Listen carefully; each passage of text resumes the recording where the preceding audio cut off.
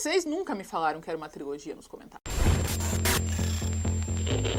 Bom dia, boa tarde, boa noite, como vocês estão? Meu nome é Neuraci, mas como sempre você pode me chamar de Neura. E hoje nós vamos falar do filme que venceu a enquete de filmes que vocês sempre me pedem pra fazer, que é o filme Através da Minha Janela. O que eu não sabia é que eram 3. Eu não tinha a menor ideia que eram 3 quando eu fiz aquela enquete.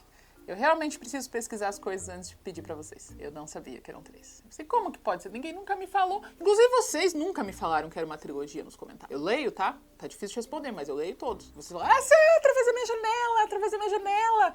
Mas daí depois tem Através dos Seus Olhos e Através da Minha Janela 3. E se o primeiro já foi assim, imagina os outros 2. Mas tá, eu prometi, vocês votaram, eu aceitei, porque eu sou uma boa amiga, eu sou uma boa youtuber e a gente vai falar sobre ele e as lições de comunicação que esse filme ensina. Afinal, essas duas pessoas, os protagonistas, parece que eles estão conversando com eles mesmos, porque as perguntas não fazem sentido com a resposta. O filme começa com a nossa protagonista, chamada Raquel, tendo uma aula de literatura. Todo mundo está lendo alguma coisa que escreveu, menos ela. Mas ela fala, não vou ler nada hoje, desculpa, esse papel não é nada, sai daqui.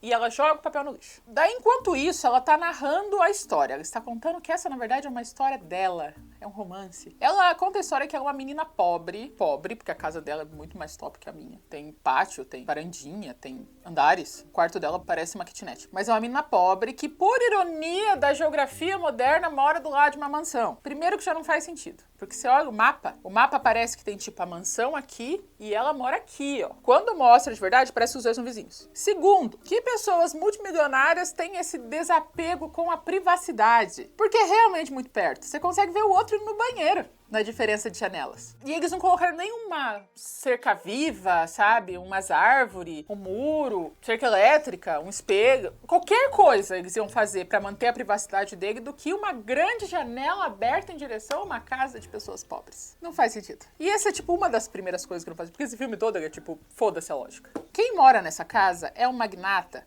milionário da maior empresa de investimentos da Espanha, a Alpha 3. E ele tem 3 filhos homens, todos começam com A e todos são deuses gregos. O mais velho é o Adonis, o mais novo é o Apolo e o do meio é o Ares. O Ares é o par romântico dela. O jeito que ela explica isso não é pra gente ficar do lado dela. Ela fala, eu sempre fui completamente obcecada pelo Ares. Eu sei todos os lugares que ele vai. Eu sei aonde ele está indo e eu vejo todas as fotos que são divulgadas na internet e eu salvo todas essas fotos. Olha, eu tenho um furo de dedo. Enchei. E eu salvo todas as fotos dele no meu computador. Então ela é tipo stalker nível cadeia, porque ela segue ele nos lugares e tal. O bom, que eu sempre vou agradecer, que ela não é como as outras garotas. Ela provavelmente vai presa daqui 10 anos, mas ela não é leitora ficcionada. Na verdade é muito pior. Ela é escritora de fanfic. Ela escreve fanfic dentro de uma fanfic. É quase um Inception de fanfics. Quem é Nolan perto dessa fanfic? Então ela escreve fanfics dentro de uma fanfic, que foi baseada em outra fanfic que foi escrita. Daí um dia ela tá triste porque o computador dela tá sem espaço, porque ela usou todo o HD salvando fotos do Ares, como uma pessoa sã e normal faria. E daí uma hora o Wi-Fi cai. É estranho eu estar conversando tanto sobre tecnologia com vocês? Pois é, esse é basicamente o plot do filme. Então a gente vai falar muito sobre o Wi-Fi. O Wi-Fi cai. Ela reinicia o modem e daí volta. Quando ela sai na janela, quem está no computador? O mais novinho, o Apolo. O Apolo olha pra ela e fala, obrigada pela senha do Wi-Fi. Dela, como assim senha do Wi-Fi? Ele fala, o meu irmão, o Ares, falou que você passou a senha pra ele. E ele passou pra mim, a gente tá sem internet em casa. Primeira mansão sem internet em casa.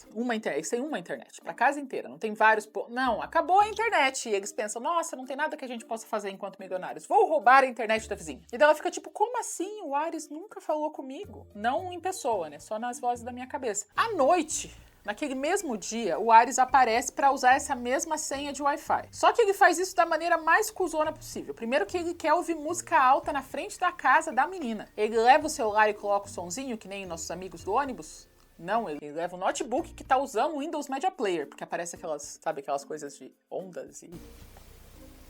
pôr uma imagem aqui. Ele tá usando um Media Player alto, com o notebook no chão, enquanto ele fuma. Quem faz todas essas coisas ao mesmo tempo? Não sei, o Ares, esse pobre menino rico. E daí ela olha pra janela e fala, tá usando a minha senha? Você tá usando meu Wi-Fi? Ele fala, tô. A da minha casa acabou e eu tô usando a tua. Ela, mas você não pode fazer isso. Daí ele fala, posso sim. O que você vai fazer? Mudar a senha? Talvez não, ela não faz isso. E daí eles têm uma conversa completamente tóxica um com o outro. Ele é grosso com ela é grosso com ele, os dois são grossos um com o outro e ele chama ela de bruxa. Qual é o problema desses filmes com esses apelidos românticos? Tudo bem repetir o apelido, você pode chamar ela de Baby, e o dela é bruxa. E ele já vai explicar por que ele chama de bruxa. Eles se separam. Ela fala em voz alta para ela mesma. Você se meteu com a vizinha errada. Porém, essa frase não serve para absolutamente nada porque ela não faz nenhum movimento de vingança. Nada, não existem consequências para essa frase. Todas as coisas que ela faz até agora, até o final do filme, não tem nada a ver com uma vingança de você mexer com a vizinha errada e roubar a internet. Ela não faz nenhuma atitude vingativa. No outro dia na escola, a gente conhece os dois amigos dela. O primeiro é o Yoshi. O Yoshi é uma gracinha, gosto dele. Tão bonitinho. O Yoshi é o Jacob da relação. Ele é completamente apaixonado por ela. Ele fala várias vezes que ele ama ela, só que brincandinho. E ela ignora ele das investidas dele, né? Pelo menos ela ignora as investidas dele. E a amiga dela, que é uma figurante de Euforia sequestrada. Não tem outra explicação. Eles foram até a gravação, amordaçaram ela, sequestraram ela, levaram ela pra Espanha, ensinaram ela a falar espanhol e colocaram ela no filme. Porque não pode ser que não é nem cópia a maneira como ela se veste. É exatamente como se ela viesse do universo de Euforia. 100%. E o único traço de personalidade dela é que ela é Kenga. Único. Ela pega a geral. Ela pega homem, mulher, o que vier tá vindo. Tanto que a primeira cena dela é ela saindo da sala de aula e ela tá pegando a professora. Detalhe, a professora sai com cara de que foi agarrada. Ela tá tipo... E ela tá saindo como fêmea dominadora. Tipo, peguei a professora... Então, um dia após ela falar que ele mexeu com a vizinha errada, ela faz o quê? Ela vai atrás da arquibancada e fica olhando com cara de apaixonada para ele treinando futebol. Tipo, uma hora ela, tipo, correndo uma baba assim de... completamente hipnotizada. Daí acontece que começa a chover. Porque daí o quê? Fica todo mundo muito mais sensual treinando na chuva. Termina o treinamento, ela segue ele e os outros membros do time. Só que ela é péssima em seguir, assim, ela não disfarça nem um pouco. Ela devia melhorar isso. Já que ela quer ser uma stalker profissional, ela deveria aprender isso. Então ela segue ele, sei lá, 1 metro de distância, sabe? Acho que ele consegue ouvir os passos dela. E daí os amigos dele falam, vamos sair pra beber. Ele fala, não, tem que ir pra casa estudar. E ela vai seguindo ele, vai seguindo ele. Ele para num cemitério. Ele para pra quê? Pra fumar. O cigarro é uma coisa importante na vida dele. Ele para pra fumar. Ela para antes pra cair numa poça, pra ela ficar bem nojenta, toda cagada. Quer dizer, ela cai numa poça, assim, cai bonito na poça e discretamente aparece atrás dele. Discretamente. Ela passa olhando assim por ele. Ele olha pra ele e fala, por que você está me seguindo? Ela fala, não estou te seguindo. A rua é livre. Ele fala, se é livre, por que você tá fazendo exatamente o mesmo caminho que eu? E ela, por nada. E enquanto ele chega até ela e fala, eu sei que você é obcecada por mim. E ela fala, que eu? Jamais obcecada por você? Claro que não. Não, jurei vingança pra você ontem. Não, claro que não sou. E daí ele puxa o braço dela, pega a caneta e escreve a senha do Wi-Fi dela. A senha do Wi-Fi dela é Ares, deus grego. Se ajuda, né? Primeiramente se ajuda. Como ele descobriu a senha do Wi-Fi dela? Ele é um hacker. Ele, tipo, inteligentão. Como é demonstrado isso no filme, não explica. Ele apenas nasceu hacker. Ele consegue invadir. Ele fala, eu tive que invadir seu computador para conseguir a sua senha. E daí eu descobri uma quantidade preocupante de fotos minhas. E não foram apenas fotos, eu também vi histórias.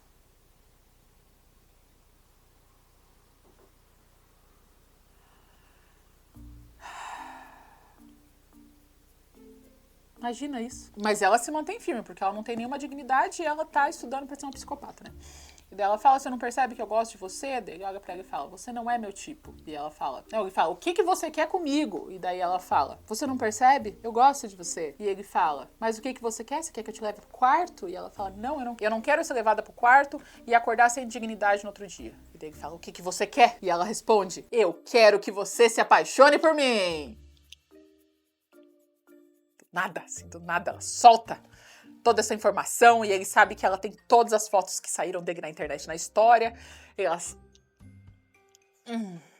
Ela fala assim, fique sabendo que eu sou a mulher mais interessante que você já conheceu. Claro que ela é. Ela é tipo uma adolescente futuramente psicopata, uma futura stalker, alguém que vai mandar cabelo, mecha de cabelo pro correio pros atores famosos. Claro que ela é interessante, só que nem sempre interessante é bom. Daí ele fala assim, não, você não é meu tipo. E ela fala, tá bom, eu só preciso que você me leve até o final desse cemitério porque eu estou com medo. Cemitério esse, quando ela entrou, tinha até um solzinho atrás, um reflexo do sol. Não tá de noite pra ela ter assim. Fala, eu estou declamando isso porque toda essa cena, ela é incrível. É incrível que várias pessoas escreveram e roteirizaram e gravaram e atores foram contratados pra viverem essa cena. E daí ele fala pra ela assim, eu só te levo até a sua casa se você me deixar dar um beijo onde eu quiser. E ela fala pra ele, é um preço meio alto, não é mesmo? E daí ele fala, então vá sozinha. E daí ela fala, então tá, pode vir. E daí ela quase se derrete, né? Ele chega perto dela, só falta virar uma poça d'água, assim, de tanto que ela tá...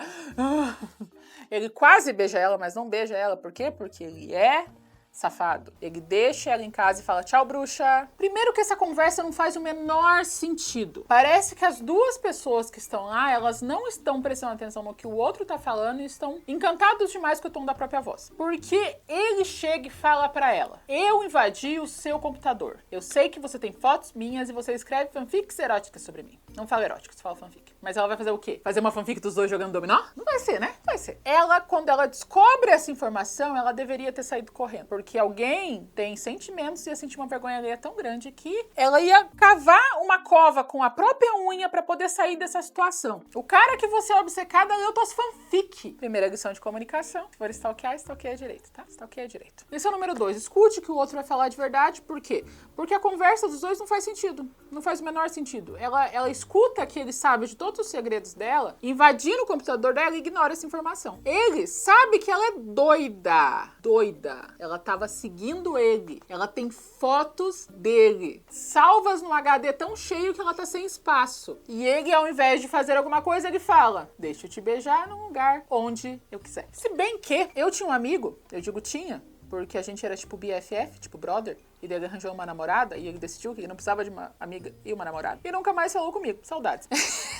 E ele era uma pessoa muito atraente. Faz anos que eu não vejo ele, então não sei como é que ele tá agora. Ele era uma pessoa atraente e insegura ao mesmo tempo. Então ele gostava muito da atenção que os meninos gays tinham por ele. Então ele meio que não negava que ele era extremamente heterossexual. Ele não negava. Quer dizer, ele negava. Porque ele gostava da atenção das pessoas, inclusive dos gays. Então talvez seja isso. Ela gosta muito de mim. Com certeza isso não é estranho. O que eu preciso é de um amor. E ela é o significado do amor saudável. Inclusive, se meu amigo vê isso, ele vai saber que é ele. Eu não sei se ele vê meus vídeos. Então talvez seja o egocentrismo, o narcisismo de uma pessoa chamada Ares, que esteja atrapalhando o bom raciocínio dele de que essa menina vai falar pra ele. Se você não for meu, você não vai ser mais de ninguém. E dá um tiro nos dois.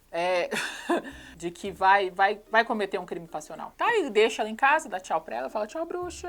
Ela olha num sinal de extrema vingança, ela fala, não vai ficar assim. E ela tira o Wi-Fi da tomada, negativo. Ela tira o Wi-Fi da tomada e fala, meu Wi-Fi, minhas regras. E vai jantar com a mãe dela. A mãe dela é um amor. De todos os parentes da história das fanfics, ela é o melhor parente de todos. Ela é amorosa, ela é compreensiva, ela entende a filha, ela escuta a filha. Ela é doce, eu gosto dela. Ela é minha mãe preferida de fanfic. E ela tá jantando com a filha tá distraída. Ela tá distraída olhando pras fotos do Ares. E daí ela fala pra mãe que ela tem esse amor pelo Ares, mas não vai dar certo porque ele é rico e ela é pobre. E a mãe dela fala, não pensa assim, você tem que lutar pelo amor. Ela termina de jantar, sobe no quarto dela. Ela sobe no quarto dela, quem invadiu o quarto dela? Ares. Ele está dentro do quarto dela. Talvez essas duas pessoas são tipo... Tem um filme chamado Assassinos por Natureza, que são dois psicopatas que se unem no amor e na morte da psicopatia. Talvez seja esses dois. Porque ele invade a casa dela, entra no quarto dela e fala, você desligou seu Wi-Fi, eu vim ligar de novo. Como se... Ela olha e fala, isso daí é invasão de propriedade, né? Daí ele fala, você não vai me denunciar, porque afinal o teu computador tá cheio de foto minha. E ela fala, pois é, verdade. Errado você não tá. Daí eles têm uma discussão nível preliminar, que é o de sempre. E daí ele fica bem pertinho dela, joga ela na cadeira, abre a perna dela e começa a beijar a perna dela. Ela novamente se derrete em uma poça. E ela fica, tipo, completamente alterada. Ele fala, você quer que eu continue? E ela fala, aham, pode continuar, continua. Ele sai do quarto pela janela, fala que ela tem que arrumar o quarto dela, chama ela de bruxa de novo, e ela fala, pare de me chamar de bruxa. A resposta dele é, eu paro de chamar você de bruxa assim que você pentear mais o seu cabelo. Isso não é uma ofensa bonitinha. eu ficaria seriamente ofendida. Quando eu era adolescente, eu penteava muito o cabelo? Não. Mas eu não queria que ninguém apontasse. Ela fica tipo, fique sabendo que eu estudo e eu trabalho, tá? E daí ele fala, você trabalha no quê? Ela fala, um trabalho muito interessante. Ela é atendente de lanchonete. Inclusive, usa essa roupa. Você identificou? Se você identificou que era a roupa do trabalho da Raquel, que aparece 2 vezes no filme, eu digo que você precisa procurar um profissional qualificado, porque você tá assistindo umas coisas estranhas a ponto de decorar isso. Mas eu gostei da roupa. Ficou bem feita? Não. Mas a gente não vai falar sobre isso porque a minha janela ficou ótima. Então, equilíbrio. No outro dia, ela tá trabalhandinho na lanchonetezinha dela e o Ares vai lá falar com ela. Ela se esconde debaixo da mesa, porque faz todo sentido. Ela tem muita vergonha, porque afinal ela é uma garçonete e ele é um rico que nunca trabalhou. E ele vai lá pra chamar ela pra inauguração da boate que o Artemis, o irmão dele, tá fazendo. Pra agradecer pelo Wi-Fi. E fala que ela pode levar quem ela quiser. E ela decide levar a melhor amiga figurante de Euforia. Eles chegam lá, os 3 irmãos são lá. O mais novinho, que eu acho que tem uns 14 anos, tá lá também, mas não pode dar bebida pra ele, porque ele tem, acho que, 14 anos. Ela vê que o Ares saiu, quando ela vai atrás dele, olha pra ele e fala, chega mais perto. E daí ela empurra ele na cadeira, senta no colo dele, começa a se esfregar nele e beijar muitas vezes o pescoço dele, muitas vezes. Pega a mão dele e põe na bunda dela. E daí ela fica lá se esfregando com ele um tempo e olha pra ele e fala, karma é uma merda mesmo, né? E vai embora, deixando ele cego de tesão. Aí vem nessa lição 3 de comunicação, né? Saiba o significado das palavras antes de sair falando por aí, porque eu acho que essa em nenhum contexto é a definição de karma. Nossa, esse menino tem sido filho da puta e mal educado comigo. Vou se vingar dele sentando no colo dele e se esfregando com ele. Ele não teve consequências das ações dele. Nenhuma. Não é assim que karma funciona. Essa não é a palavra. Você devia procurar a palavra antes de falar que karma é uma merda. Porque você não está sendo o retorno de karma que ele precisa. Você está fazendo exatamente o que ele quer. Não existe um momento que a pessoa fala, como que ela se vingou de você? Ela me beijou. Na festa, Raquel dá bebida pro Apolinho, pro pequenininho. Garçonete, pior garçonete da história, porque o Apolo está falando alto pra garçonete que ele não pode beber nada. A Raquel olha pra ele e fala, você pode me dar uma vodka com soda? E daí ela fala, ele não pode tomar. E daí ela fala, não, é pra uma amiga. E a garçonete fala, tá, ainda bem que você me falou. Entrega a vodka com soda, ela diretamente entrega pro menino na frente da garçonete, sem disfarçar. E o menino começa a beber a tal da vodka com soda, sem disfarçar. Ele fica bêbado demais com esse único copo de vodka e ele tá muito bêbado. Ela, a figurante de Euforia e o Apolinho estão voltando pra casa. O Apolo não pode voltar pra casa dele porque o pai dele é mau e ele não pode chegar bêbado. Então ele pega o celular da Raquel e joga na rua. Ela vai lá, pega, tá com a tela quebrada. Agora vai vir um momento que a gente vai conversar de perto e eu vou descrever essa cena pra vocês e cada detalhe é muito importante. Apolinho, que é pra ter 14 aninhos, chega na casa dela e a primeira coisa que ele faz é tirar a cara e ficar de cuequinha. Então nós temos uma criança de 14 anos de cuequinha na caminha, bêbada. Ares chega pela janela e fala, você deu bebida pro meu irmão? E ela fala, pois é. E daí ele coloca a mão na testa do Apolinho e fala, ele está muito bêbado. E a Raquel olha pra ele e fala, você tem muito jeito pra ser médico.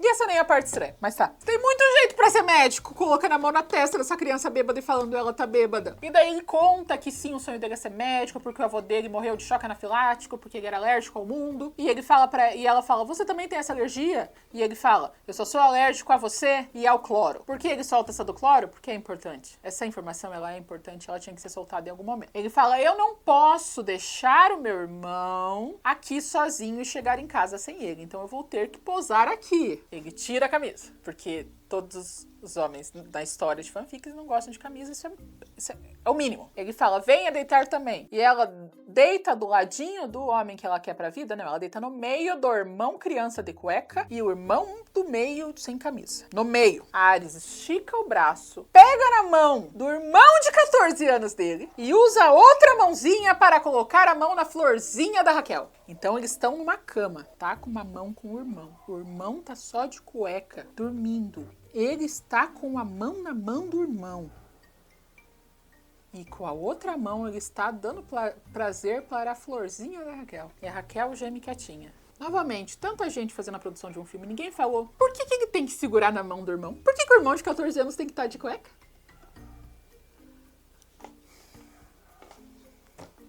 Por que a gente tem que deixar as coisas estranhas? Eu não sei se eu não percebia isso, mas na minha juventude tinha bem menos relacionamentos estranhos entre família. Bem menos. Não sei o que aconteceu com a geração de vocês. Os parentes estão em vários lugares que não deviam estar. Os irmãos adotivos estão se pegando horrores. No outro dia à noite, ela chama o Yoshi, que é o Jacob, pra estudar na casa dela. Chegando lá os dois pra estudar na casa dela, tem uma sacolinha com um iPhone novo pra ela, já que o irmão dele estragou o iPhone dela, o que é justo. Ela é uma pessoa orgulhosa agora, muito orgulhosa. Então ela vai lá devolver. Deixa o pobre do Yoshi lá em casa, na casa dela sozinho, estudando. Vai pra casa do Ares, que é uma mansão, onde multimilionários vivem.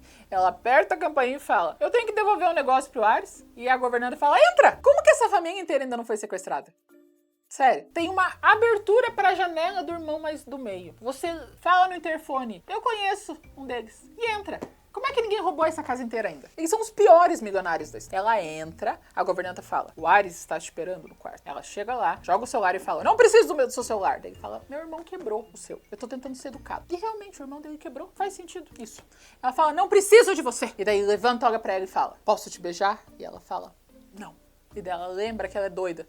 E que ela é stalker, e que ela tá escrevendo fanfic sobre ele, a fanfic tá meio que tornando realidade, ela pula no pescoço dele. E eles começam o ato libidinoso. Junto com esses relacionamentos estranhos entre família que tem nas historinhas teens de vocês, jovens, tem mais duas coisas que eu reconheço sempre. Não é um julgamento, não é um problema, nem pra positivo, nem pra negativo, é só uma observação. Nas comédias teens que eu assistia, a perda da virgindade era tipo o ápice. Quando isso acontecer, tem vários filmes girando em torno disso, tem American Pie, que é basicamente meninos tentando casar. Muita coisa acontecia nesse momento. Nos novos filmes que eu estou assistindo teens, isso não é uma coisa cansável. É um problema que precisa ser resolvido. Então ela vai entregar um celular e volta sem virgindade. E não é uma coisa, tipo, nada demais, assim. Ela tá tipo, você quer fazer isso? Ela fala, bora. E a terceira coisa é que eu vi um número preocupante de bundinhas de homem. Tem muita bundinha de homem. Será que é uma coisa do Wattpad? Porque no After aparece bundinha. No Belo Desastre aparece bundinha. E agora nesse também aparece bundinha. Eu não lembro se aparece no Caçador de Lágrimas. Realmente não lembro. Mas, bundinhas. Eu acho que houve uma discriminação da bundinha masculina. Não estou achando esse problema também. Só estou contando essas duas coisas. São apenas devaneios da minha vida. Eles terminam o ato. Ele faz o quê? Ele ignora ela e vai jogar videogame como um filho da puta que ele é. Ela fica magoada. Fica bem magoada. E vai embora estudar com o Yoshi. Na verdade, ela chega, ela tá muito abalada, ela manda o Yoshi embora. Quando ela chega lá, ela tá se sentindo usada, porque ela foi usada, o Ares manda uma foto pra ela, porque ela deixou um colarzinho de coração na casa dele. E ela tem que buscar, porque é o colarzinho de coração especial dela. Ela vai lá no outro dia buscar. Chegando lá, tá acontecendo uma mini festinha. E daí eles jogam Eu Nunca. Mas eu não sei se quando a pessoa nunca fez, ela tem que beber, ou quando ela fez, ela tem que beber. Eu nunca entendo esse jogo. Mas alguém falava, eu nunca fiz tal coisa. E algumas pessoas fizeram, outras não fizeram, algumas beberam, outras não. Eu não sei exatamente qual é a brincadeira. Tem um momento aleatório que um dos caras fala, eu nunca fiz sexo oral numa menina. Ares bebe. É porque ele nunca fez. É, quem nunca fez bebe. Bom, aprendemos hoje. E daí ele explica que sexo oral é uma coisa muito íntima. Muito íntima. Muito íntima. E ele só vai fazer com alguém realmente especial. Tá. Porque todo o resto é... Daí todo mundo se joga na piscina, ela descobre que a piscina é salgada. E ele fala, viu, eu sou alérgico a cloro mesmo. A piscina dele é de água salgada. Ela fala, eu quero o meu colar. Eles sobem lá pra pegar o colar. E ele dá uma camiseta pra usar de vestido. Ele entrega o colar. E daí eles têm o momentinho deles, né? E daí ela olha pra ele e fala, você gosta realmente de mim? E ele responde, tudo fica melhor com sal. E daí eles pegam forte de novo. Eles pegam bastante forte de novo. Bem explícito, inclusive. Latinos todos explícitos. Bem explícito toda a pegação deles. E assim, nossa lição 4 de comunicação é boa. E assim, se uma pessoa fala pra você um monte de coisa, mas ela age de uma maneira diferente, a comunicação dela verdadeira está nas ações. Não importa o que ela fala, ela não faz. Não importa que às vezes ele seja legal com você, mas ele aja como um filho da puta. Ele é um Kengo. Por que só faz Kenguice? E você escuta ele e você tá sendo tonto. Então, se você está convivendo com alguém que fala, promete, mas que não faz, não cumpre, ele tá te dizendo, ele tá te falando o que ele é. Não escute as palavras, escute as ações. Daí eles terminam o tango do demônio, ele manda a governanta despachar ela embora. Ele não dá tchau pra ela. Já é a segunda vez que ele faz isso, de tratar ela que nem um objeto. Ela sai se sentindo novamente usada porque ela foi. E daí no outro dia ela está assistindo um filme de terror com o Yoshi. De uma maneira que amigos platônicos não ficam. Amigos platônicos não ficam deitados daquele jeito. Ela tá, tipo, no meio dele e ele tá abraçadinho com ela. Eu também me curtiria se fosse ele. E daí eles assistem um filme, ele posa na casa dela, porque eles são amiguinhos. E ela fala pra ele que ela é uma idiota por escutar o Ares várias vezes. E que agradece ele por escutar ela e fala que ela ama ele. E daí ele vai responder, eu também te amo. Mas ele resolve não fazer isso. Essa menina tá sendo maldosa com ele. Ela tá dando ilusão pra esse menino. Tão bonitinho, tão uma graça aquele menino. Gosto dele. Daí no outro dia, de novo... Nossa, são meses de história, né? Cada dia acontece um evento. Eles vão pra uma festa. Festa de quem? Da figurante de Euforia. Chegando lá, o objetivo da festa é que ela se divirta, se distrai. Então ela bebe, ela dança com o Yoshi, novamente ilude aquele menino, que é uma beleza. Mas ela olha pro alto, o Ares tá beijando outra menina. Ela fica desiludida. Ela fica, meu Deus do céu, esse homem que sempre foi putanheiro tá sendo putanheiro de novo. Nossa, que surpresa! Ela bebe mais, vai pra piscina. Ela e o Yoshi vão pra piscina, eles nadam na piscina. Eles, com pouca roupa, ele deita no colo dela. Ela chega bem pertinho dele e o pequeno Yoshi começa a dar sinal de vida nele. Então ele se joga na piscina. Essa menina tá... Eu tô indignada já, porque eu sou time Yoshi. Daí, ela tá indo embora bêbada pra casa. O Ares, que agora é uma pessoa que está mudando, decide não levar a menina que ele beijou pra cama. Que agora ele é uma pessoa que está pensando em mudar. Ele é uma pessoa muito melhor. Ele só pegou a menina, iludiu ela e falou, não quero nada com você, tchau. Daí ele chega em casa, ele invade de novo o computador dela, e agora a senha do Wi-Fi é Cafajeste, porque agora ela também está gradativamente... Passarinho, se você quer ser youtuber, fala, não precisa invadir meu vídeo. Que agora ela também está gradativamente se valorizando, então os dois estão evoluindo muito, ele beijando uma menina e não comendo ela chamando ele de Cafajeste via senha de Wi-Fi. Ele tá lá tipo, meu Deus do céu, eu não gosto de me sentir assim. Ele vai mandar uma mensagem pra ela, eu não gosto de me sentir assim, você tá fazendo eu sentir coisas. Ela passa embaixo, bêbada, andando torto, assim. Ele pega ela, coloca aqui, joga ela na cama e ela fala, conta pra mim uma história. E ele conta. Gente, isso é pra ser o momento que explica o trauma dele. Mas é bem engraçado. É bastante engraçado. Ele fala assim, era uma vez um menininho. Esse menininho era muito feliz. Ele era muito feliz porque ele tinha uma família feliz e ele tinha certeza que os pais dele se amavam. Um dia, ele chega em casa com notas boas e vai contar pra mamãe dele. Quando ele chega lá, a mamãe dele está com outro homem. Daí, ele fica tão horrorizado que ele sai correndo e conta pro irmão dele. O irmão dele conta pro pai dele. O pai dele olha pra ele e fala, ah, é? Pois é, eu também peguei um monte de mulher. Você não deve nunca acreditar no amor. Essa é a história. Se ela trai e ele trai, e os dois sabem disso, eles têm um acordo, né? É um acordo correto? Não vou julgar. Mas ninguém tá enganando ninguém. Então não é uma história tão triste pro casal que segue casado até agora, tá? Mas isso acabou com todos os sonhos dele e ele entendeu que mulher não presta. Isso fez ele virar um putanheiro. Gente, que história mais... Imagina ele chegando pro filho e falando. Chegando assim pro filho e falando. Chegando, filho, o quê? Ela tá pegando outro homem? Você viu o tamanho? É maior que o meu? Maior que o meu, filho. Peguei pequenininho, né? Mas então, filho, nem se preocupa. Olha as gostosas que eu peguei aqui, ó. Peguei também. Quer ver? Vou te mostrar uma sem roupa. Peguei essa também. Papai é garanhão. E como é que é o cara que a mãe tá pegando? É gato?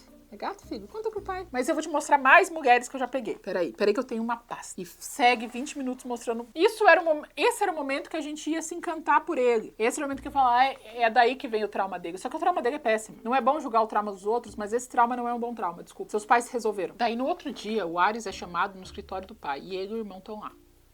E o pai dele fica bravo porque ele tá com notas baixas e que ele não vai conseguir notas o bastante para ir para Stanford fazer economia igual o irmão mais velho dele fez. E ele tem que se preparar porque ele vai assumir os negócios da família também. E daí ele fala, você não pode se apaixonar. Lembra da conversa que a gente teve há muito tempo atrás? Que é a conversa que ele mostrou as 1000 mulheres que ele pegou e falou, você pode trazer quantas mulheres você quiser pra cama aqui em casa, mas largue dessa menina porque essa menina é um problema pra você. Mal sabe o pai que ele trata a menina que nem lixo também.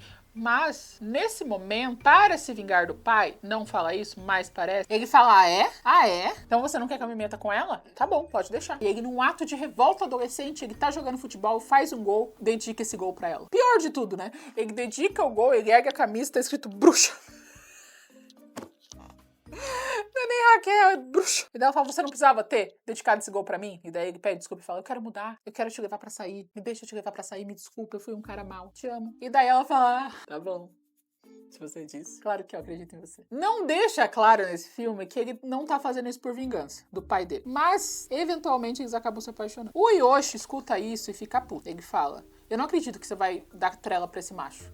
E ela fala, mas ele pediu desculpas. E o Yoshi fica louco da vida, né? Ele fala que não sabe o que se ele teve com ela é amizade, mas nunca foi o bastante pra ele. E assim que o Ares largar ela de novo, ele não vai estar aqui pra consolar ela e sai puto. Ela não tá nem aí, porque agora ela tem um nome. Ares chama ela pra uma festa fantasia, então ela se veste de bruxa e ele se veste de deus grego. Só que é uma mentira. Ele leva ela, na verdade, para o heliponto do prédio da família dele. O prédio mais alto, brilhante e luxuoso de toda a Espanha. Ele leva ela lá pra cima. Primeiro que tem um vento do cão. Eu já fotografei em heliponto. Tem um vento do cão. Não é pacífico que nem estava. Segundo, por que ele fez essa mina se fantasiar? Por que ele se fantasiou? Não tem sentido. Eu gosto de fantasia, não sei eles. Daí ela olha pra ele e pergunta, quantas mulheres você trouxe aqui? Daí ele fala, nenhuma. Você é a primeira.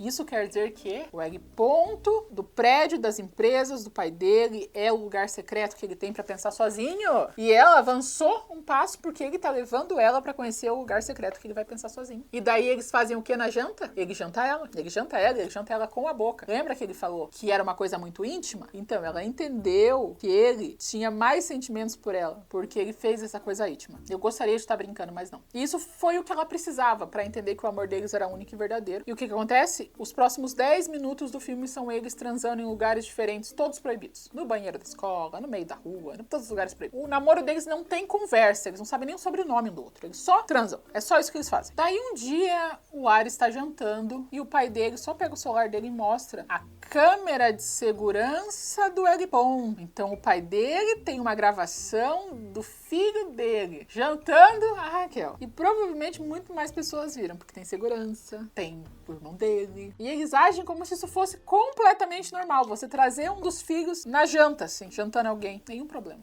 Nenhum problema. E daí ele fica puto e fala, quer saber? Eu não quero fazer economia, eu quero fazer medicina. E sai bravo. O que ele faz depois? Ele vai na lanchonete onde a Raquel trabalha e pede um emprego. Ele pede um emprego porque ele decidiu que ele vai fazer medicina e ele vai pagar a faculdade. Então ele vai ter esse emprego para poder pagar a matrícula.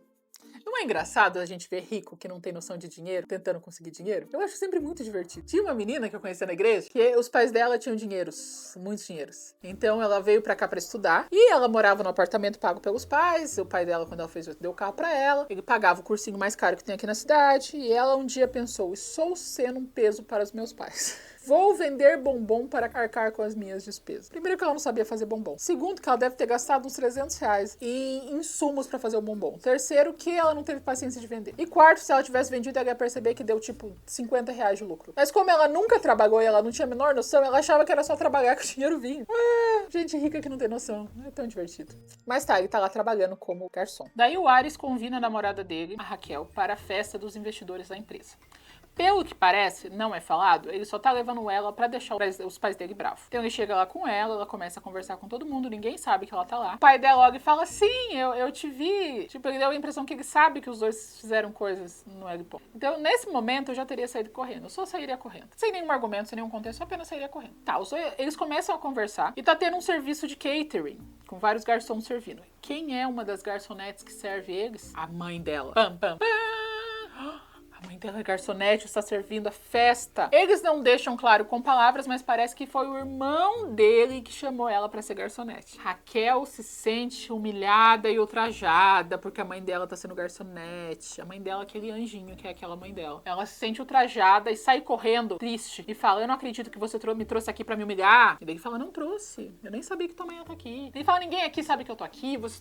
Eu só sou uma aventura de rebeldia. Sabia que não podia dar certo. E sai chorando, desesperada, se sentindo a pior pessoa do mundo. Ele briga com o irmão dele, ele fala pro irmão dele, não, eu não trouxe ela porque ela é um troféu, eu trouxe ela porque eu gosto dela. Daí o irmão dela fala, se você gostasse mesmo dela, você não estaria aqui porque você conhece tua família. Não tá errado, ele não tá errado. Ela sai correndo, chega chorando, a mãe dela chega com comidinhas pra ela jantar, do jantar, e ela não consegue olhar pra cara da mãe. Aquilo foi o mais baixo nível da humilhação que uma menina adolescente pode ter sentido. Ser usada por um homem e depois ser abandonada pelo videogame, ser usada por ele de novo e depois ser enxotada da casa pela governanta, ver longe a minha mãe trabalhando como garçonete e as pessoas ricas saberem que eu sou mais pobre que eles, ápice da humilhação. Ultimate nível de humilhação. Eles ainda estão trabalhando juntos, o Ares pede desculpas, fala que não é bem assim, pergunta se ele ainda pode ir no baile com ela fala que não. A Ares, que lembrou que é rico, se demite. E eles estão tendo uma conversa muito importante. Eu não falei pra vocês, o Yoshi, o melhor amigo dela, ele faz entrega tipo iFood, de bicicletinha. E ele vai fazer uma entrega para a família lá do Ares. A família tá jantando e ele tá levando comida. Não sei como é que isso funciona. Já estão comendo? Por que chegou mais comida? E ele escuta uma conversa muitíssimo importante de que o Ares vai sim pra Stanford. E ele fica... Ele está usando a minha amiga, qual eu quero namorar com ela? Isso aí fica louco da vida. Parte importante. A Raquel faz, enfim, amizade, faz as pazes com a mãe dela, pede desculpa, fala que ela foi uma idiota. A mãe dela, que é um anjo, fala, tá tudo bem, minha filha. Ela explica pra mãe que não vai dar certo o amor dos dois, porque tem muitas barreiras. Não tem nenhuma barreira, literalmente. Eles estão se pegando o filme inteiro. E a mãe dela fala, cara, eu sinto muita falta do teu pai. Então, se você tiver a chance do amor, lute por esse amor. E ela se arruma pro baile e vai até a casa do Ares. Novamente, consegue entrar facilmente, sem um segurança, mandando ela parar no portão. E a governanta não deixa ela entrar. O Artemis vai falar com ela e fala, não, a gente tá jantando, você não pode falar com ele. Ela grita, Ares, me desculpa! Não queria ter falado aquelas coisas. E vai sozinha pro baile. Vai sozinha pro baile. Fica lá se sentindo sozinha no baile. Enquanto isso, o Ares tá correndo pra chegar a tempo no baile. Correndo. Não sei porque ele não pegou um carro. Ele tá correndo. Quando ele entra no baile, quem encontra ele? O Yoshi. O Yoshi chega e os dois começam a brigar. O Yoshi fala, você não merece ela. E ele fala, não mereço mesmo. E daí, o Ares... O alérgico ao cloro fala, vamos discutir ali. Ali é onde? Do lado de uma piscina. Ele olha pro Yoshi e fala, me dá um soco e a gente começa do zero. Ele dá um soco, só que foi um soco bom.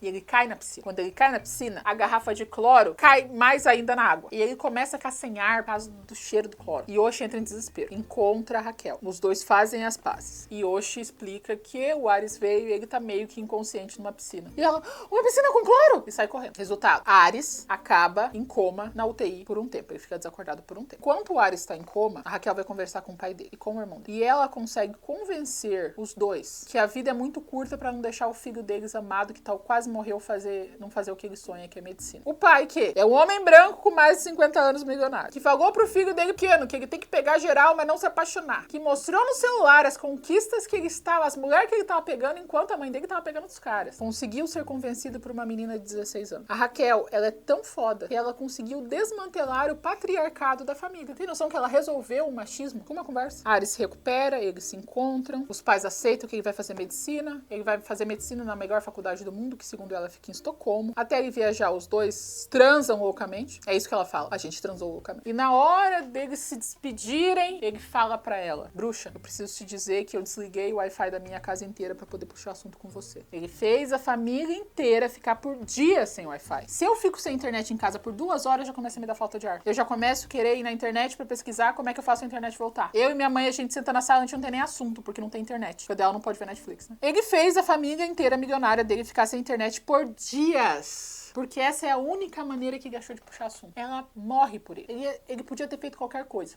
Ele podia ter chegado pra ela e falado, oi. E ela já teria. E ele resolve. Mas tá. E daí ele vai pra Estocolmo, ela fica triste e o filme acaba. E esse filme ensina 2 coisas muito importantes pra nós. Seja sim uma menina stalker maluca que persegue o cara, tira fotos dele escondido, sabe tudo da vida dele. Porque eventualmente ele vai entender que isso é amor de verdade e vai acabar namorando com você. E a segunda lição é, se você é um menino rico e quer fugir das responsabilidades familiares e fazer medicina, tudo o que você precisa é entrar em coma. Ótimas lições. E tem mais 2 filmes. Nós vamos fazer aquilo que eu faço sempre com filmes que eu não quero assistir. Quando esse vídeo completar 30 mil visualizações, eu faço o segundo. A janela vai ficar guardada até o 3º filme. Antes disso, eu não vou assistir. Se bem que uma amiga minha me contou uns spoilers, fiquei magoada. Mas aguardo vocês. O que vocês acharam desse filme? Vocês me falaram tanto, eu quero todo mundo que falou pra mim assistir esse vídeo, tá? E enfim, conseguimos as 30 mil visualizações através da minha janela, através da tua janela, através da janela de alguém Então hoje nós vamos fazer Derretendo de Calor através da minha janela 2, Além Mar, que é um filme que sinceramente não precisava existir. Nem tudo precisa virar trilogia. Nem tudo precisa virar trilogia de 2 horas de duração cada filme. Não precisa. Ah, se você não viu o primeiro filme, ou não sabe o que tá acontecendo, vou pôr aqui o primeiro, daí você assiste, entende, pega a raiva, volta e segue com a raiva aqui comigo. Mas, esse filme vai seguir a mesma lógica cinematográfica de 365, que é uma trama que consiste basicamente em ir para lugares e transar. Só. É isso que eles fazem. Eles vão do ponto A ao ponto B, do ponto B ao ponto C, voltam pro ponto A, pegam um veículo de transporte diferente, vão pro ponto E, voltam em outro veículo de transporte. O filme é 90% câmera lenta, veículos de transporte e passeios. Os outros 10% é a história, porque a história não tem. A história seria resumida num TikTok, num Shorts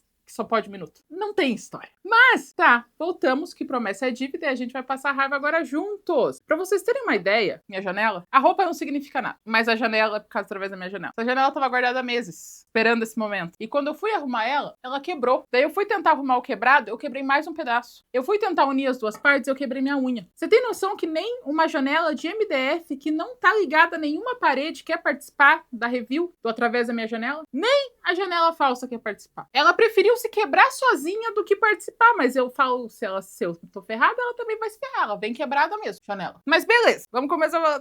O outro filme acabou com os protagonistas, a Raquel e o Ares, juntos, só que agora num relacionamento à distância. O Ares resolveu seu desgosto da família e fazer medicina em Estocolmo, e ela tá fazendo literatura, letras, escrita, espanhol, eu não sei o que ela tá fazendo, alguma coisa que envolve escrita. E eles passam o dia inteiro conversando o tempo todo, por mensagem. E daí ele dá um presente romântico e inovador pra ela. Ele fala, eu tenho uma surpresa pra você. E daí o que que é? É um par de fone de ouvido, inovador e romântico, porque agora eles podem conversar o tempo todo. Eu não sei como eles vão funcionar isso, porque eles conversam como se fosse um walkie-talkie, assim, tipo, ela tá na aula e ele fala, você tá me ouvindo? Ela fala, tô. Mas não é numa ligação, mas também não é num áudio de WhatsApp e coisa do tipo. Não sei o que é isso, mas agora ela tem o fone de ouvido da Apple. E agora eles podem, além de mandar mensagens, ter a grande inovação de falar por áudio no fone. 2 inovações incríveis. E daí o que acontece? Ela chega com o fone e daí o Ares começa a fingir que tá num clipe, olha pra janela, olha pra janela e ele começa a cantar uma música triste junto com o celular. E dá a impressão de que os dois estão cantando essa música triste ao mesmo tempo. Então os dois estão num momento karaokê romântico.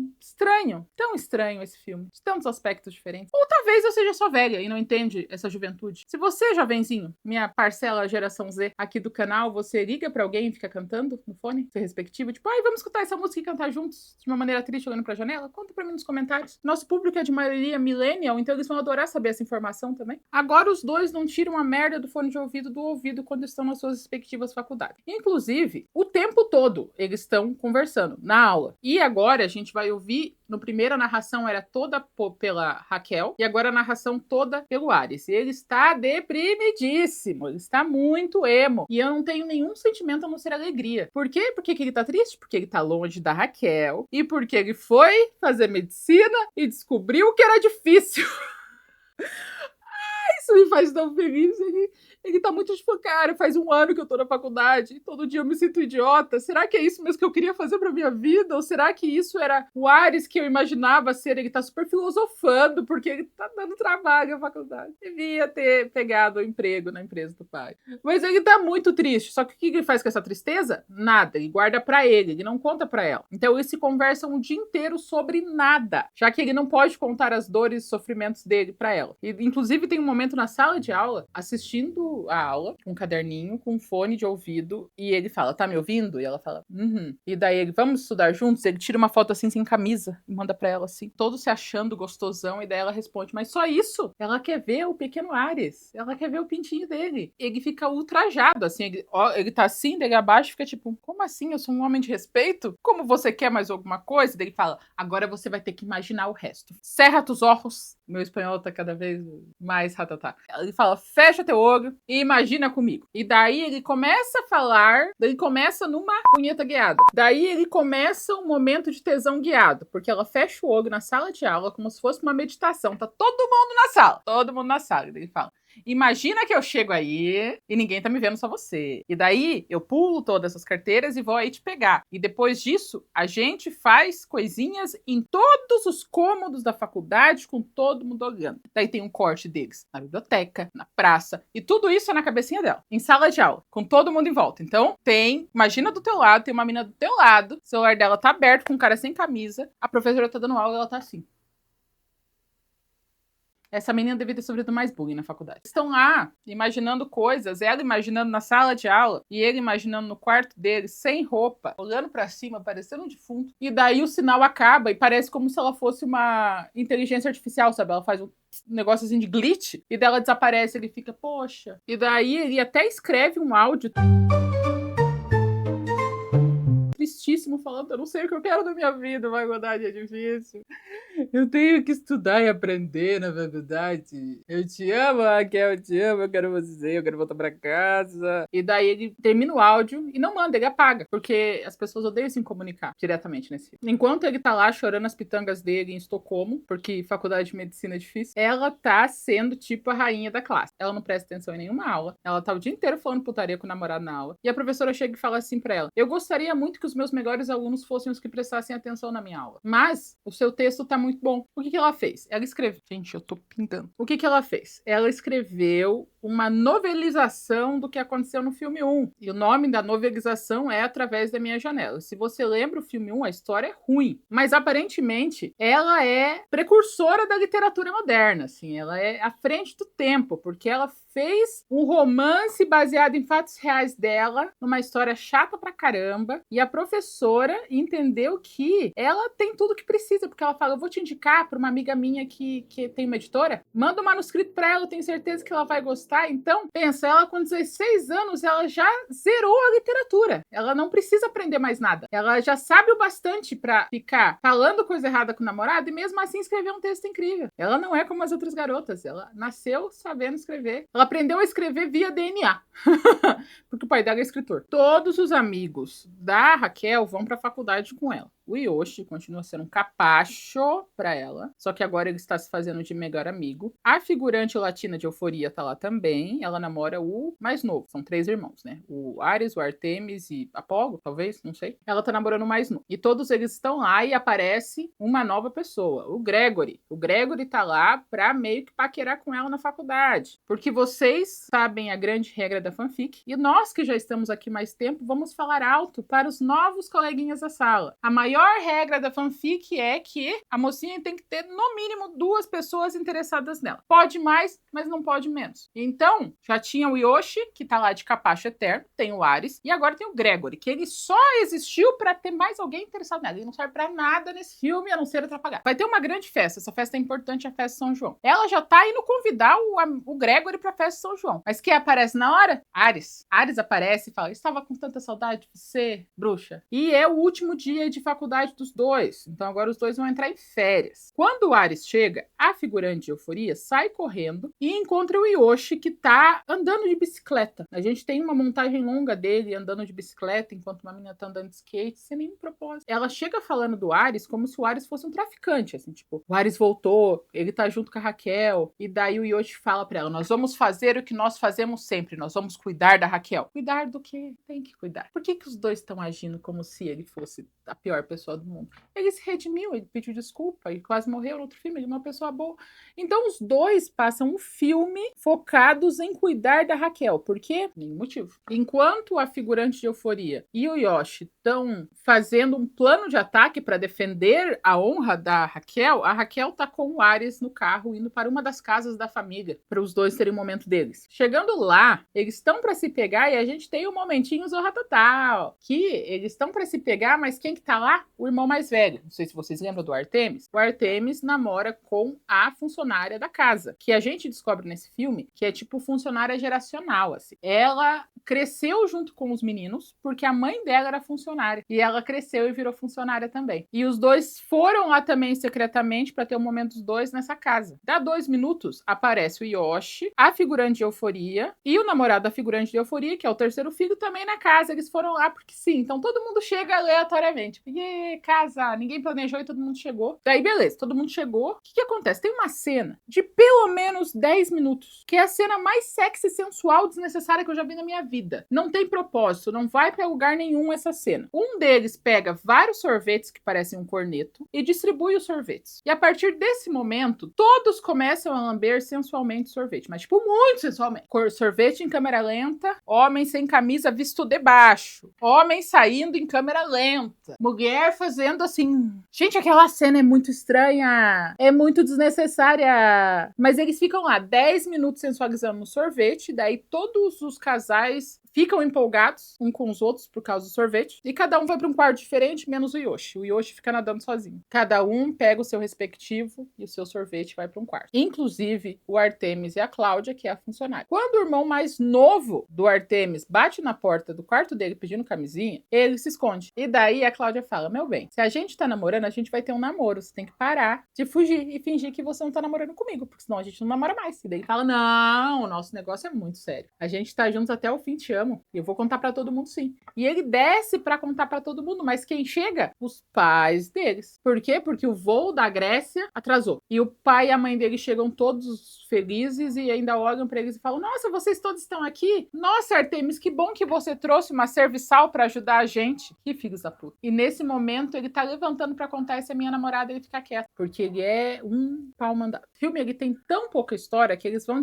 diversificar entre os casais. Cada casal vai ter uma aventurazinha. A primeira é a do Artemis com a Cláudia, que ele não quer assumir a Cláudia porque ele tem medo do pai dele. A Raquel tá com o cu na mão de mandar a carta pra editora e tá com medo. E ela faz isso da maneira mais dramática do mundo. Ela pega o computador secretamente, vai num canto no meio do mato pra mandar um e-mail. Como se tipo, nossa, o que o Ares vai falar se ele me ver mandando esse e-mail? Enquanto isso, ela tá conversando com o Yoshi, sendo baquenga. Porque ele fala, já mandou o recado pra editora? Já mandou e-mail pra editora? Ela falou assim, não, eu tô com medo. Daí ele falou, eu sou tua agente, vai dar tudo certo. Ele fala, você leu? Daí ele fala, li. Claro que eu li a história de amor entre você e um cara que não presta, sendo apaixonado por você. Obviamente eu li. E ele leu mesmo, porque ele é essa pessoa. E daí ela fala, ai, que bom que você leu, porque o Ares nem leu. Não precisava falar desse jeito, porque dá ilusão pro Yoshi que um dia ele vai conseguir alguma coisa e ele não vai conseguir nada. E daí o Yoshi tem uma daqueles momentos que são aquelas conversas pré-morte. Se você já assistiu o filme, você sabe o que acontece. Eu descobri porque vocês me falaram. Então, ela tá tipo, não sei o que faria sem você, Yoshi. Daí é um pôr do sol. E ele fala, namorados passam, mas amigos são para sempre. E ela, para sempre. No pôr do sol. Corta para outro dia. Começou a folia do 365. Ares e Raquel pegam uma Vespa para ir pro barco, mas antes eles passam numa loja para beber água. Quem trabalha na loja? O amigo da faculdade que é afim dela. Amigo da faculdade que é afim dela tem um passado com o Ares. Ele já pegou a namorada do Gregory, que é o moço da faculdade. E eu não sei por que cacetas, o Ares quer fazer uma piadinha e ele mente que não conhece a Raquel. Não tem motivo. Só pra irritar o Gregory. Não tem motivo. Eles pegam a Vespa, vão até o barco. Chegando no barco, tem mais 10 minutos de câmera lenta,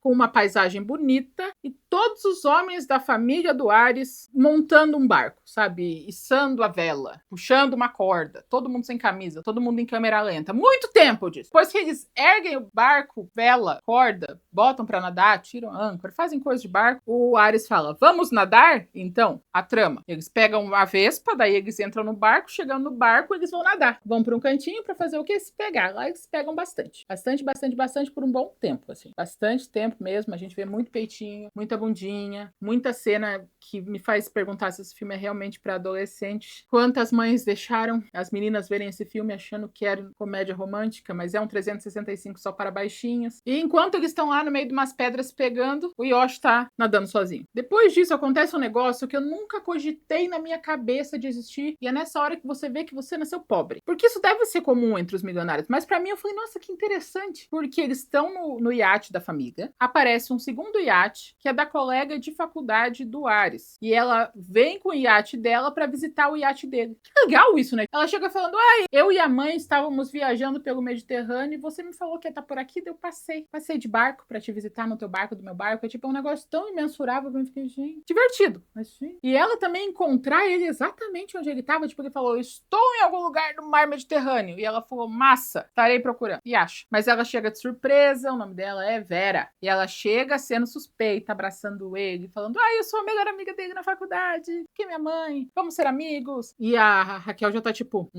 amigos, sei amigo. E ela fica, pra sempre, o filme inteiro, os dois barquinhos juntos. À noite eles jantam, todo mundo junto. No jantar, a Vera fala que se ela pudesse, ela pegava o Ares pra ela, sem dó nenhum. O Yoshi tenta ajudar a Raquel, que tá se sentindo deslocada, e fala que ela vai lançar um livro, e ela fica brava e sai correndo. Quem vai consolar ela não é o Ares, quem vai consolar ela é a amiga do Ares, falando que ela também tem problemas de vida, que gente rica tem problema também. E daí eles vão pra balada. Várias conversas, saímos do barco, fomos pras baladas. Vão todos pra uma balada aleatória em algum lugar na Espanha, todo mundo junto pra rebolar lá. E hoje tá no banheiro. O que acontece é a frase mais geração Z que eu acho que eu vou falar na minha vida. O Yoshi está no banheiro e uma gangue de não binários, e eu não tô nem brincando, uma gangue de não binários começa a ameaçar ele no banheiro masculino. E daí uma menina de cabelo verde defende ele no soco. E ela é toda valentona assim, ela defende ele e fala, e aí? E vaza do banheiro. No banheiro, uma gangue de não binários. Raquel tá bolada por causa da Vera. O Ares tá bolado porque a vida dele não é fácil, afinal ele tem que estudar e envolve esforço estudar e ele tá triste porque ele tem que estudar. E ao invés de eles conversarem diretamente, não, eles só ficam estranhos juntos, eles continuam estranhos. Eles ficam em silêncio, estranhos, dançando, meio assim. À noite, ele tá escovando o dente e ela tá no banheiro também. E os dois parecem dois casais que casaram há 35 anos e não se falam mais, sabe? E daí a figurante de Euforia manda pra ela um print do Instagram da Vera. E nesse print ela tá mostrando com orgulho a camisa do Ares. Ela está vestindo a camisa do Ares no Instagram. E mostrando assim, tipo, camisa do Ares. Daí que a Raquel tá mordida. O que ela faz? Continua guardando essa informação pra ela. Não conta pra ninguém. No outro dia eles vão fazer o quê? Andar de jet ski. Todos pegam jet skis variados e vão pra uma quinta praia. Chegando nessa quinta praia, quem tá lá? O Gregory, que é um amigo da faculdade, e ele é irmão da menina do cabelo verde. Tá todo mundo lá. Raquel, que já tá bolada, olha pro Ares e fala, vamos nadar? E daí ele fala, não quero, quero ficar no sol. E daí ela vai sozinha, ela tá puta. Nessa hora aparece o amigo da faculdade falando, você sabia? Você sabia que o teu namorado me talaricou? Eu tava apaixonado pela menina, ele apareceu, deu em cima da menina, deu 2 semanas, ele trocou a menina por uma segunda menina. Você quer que isso aconteça com você? Do nada. Dando uma conversa assim, certeira. E ela, fala assim, não é assim. Fala assim do Ares. Não é assim, é diferente. Enquanto eles estão tendo essa conversa ótima, o Yoshi tá cuidando da Raquel na distância. Pra ela fazer o quê? Pra ela não morrer afogada? Não sei. Ele tá lá olhando pra Raquel. A menina do cabelo verde aparece e ela é diretíssima. Ela fala, você quer ficar comigo? E ele fala, não. Ela fala, por quê? Porque eu não gosto de você. Ela fala, gosta sim. Se você não gostasse, você não ia estar aqui. E ele pula na água. Ele, sobretudo, não quer manter um relacionamento ou fazer qualquer coisa com a menina do cabelo verde porque ele tem que cuidar da Raquel. Então, o que aconteceu até agora no filme? Já tá na metade do filme, tem 2 horas. Eles foram pra lugares. Nada mais aconteceu. Eles não se falaram, não teve drama, não teve trama. 3 personagens novos foram introduzidos, nada acontece. Eles vão pra vários lugares. Artemis e Cláudia. Daí mostra a Cláudia lavando o cabelo na torneira e o Artemis dirigindo um Porsche. Pra gente entender a dualidade, porque eles são subjetivos. Ele vai atrás da Cláudia pra pedir desculpa porque ele é um péssimo ser humano. Chegando lá, a Cláudia tá cantando pras pessoas, muito bem, e ela abraça um cara de maneira carinhosa. Ele entende, nossa, essa Kenga tá me traindo, como que ela tem coragem? E ele vai embora dirigindo como um idiota naquela rua curva que tem na Europa, perigosa pra cacete. Dirigindo putíssimo assim e ele vai pra casa. Ares saindo pra casa bravo, voltamos para o barco. No barco, todo mundo saiu da praia e foi pro barco. A Raquel, ao invés de jogar pro namorado dela e falar, meu namorado meu, qual é o teu rolê com a Vera? Ela olha pra todos e fala, vamos brincar de verdade o desafio? Que nesse filme é verdade ou beijo. Eles nem estão fingindo que o desafio não é alguém beijar alguém. E daí, todo mundo fica tipo, da onde que vem isso? E ela fala, vamos, é divertido. E eles começam a girar a garrafa. Primeira vez cai no Ares e na Raquel. E o Ares pergunta, por que você tá fazendo esse jogo? E ela fala, porque é divertido. Segunda vez cai no irmão mais novo, que namora com a figurante de Euforia, que tá cada vez mais com uma vibe de LGBTQIA+. Ele tá cada vez mais com uma aura de twink, assim. E ele tá com super vergonha da vida e cai nele e no funcionário do barco da Vera, que é francês. Francês fala coisas. Essas coisas não estão na legenda. Eu procurei em inglês, em espanhol e em português o que caralhos a porra do francês fala nessa hora. E ninguém se preocupou em perguntar pra ninguém. Tipo, ninguém... Essa informação não foi relevante, mas eu precisava saber o que o francês falou. A figurante de Euforia tá falando, vocês vão ter que se beijar. E daí ele fala alguma coisa em francês. E daí a amiga fala, não, ele só fala francês. E daí, E ele fala várias coisas em francês. Que eu não achei a tradução. Daí eu tive que pedir pro meu amigo, que é professor universitário, pra ele traduzir pra mim. Ele teve que gastar o francês que ele aprendeu fazendo doutorado na França pra me explicar uma frase do filme Através da Tua Janela 2, Além Mar. Nem ele entendeu o que ele traduziu pra mim. Ele falou, Neura, ele tá falando isso, mas eu não sei o contexto.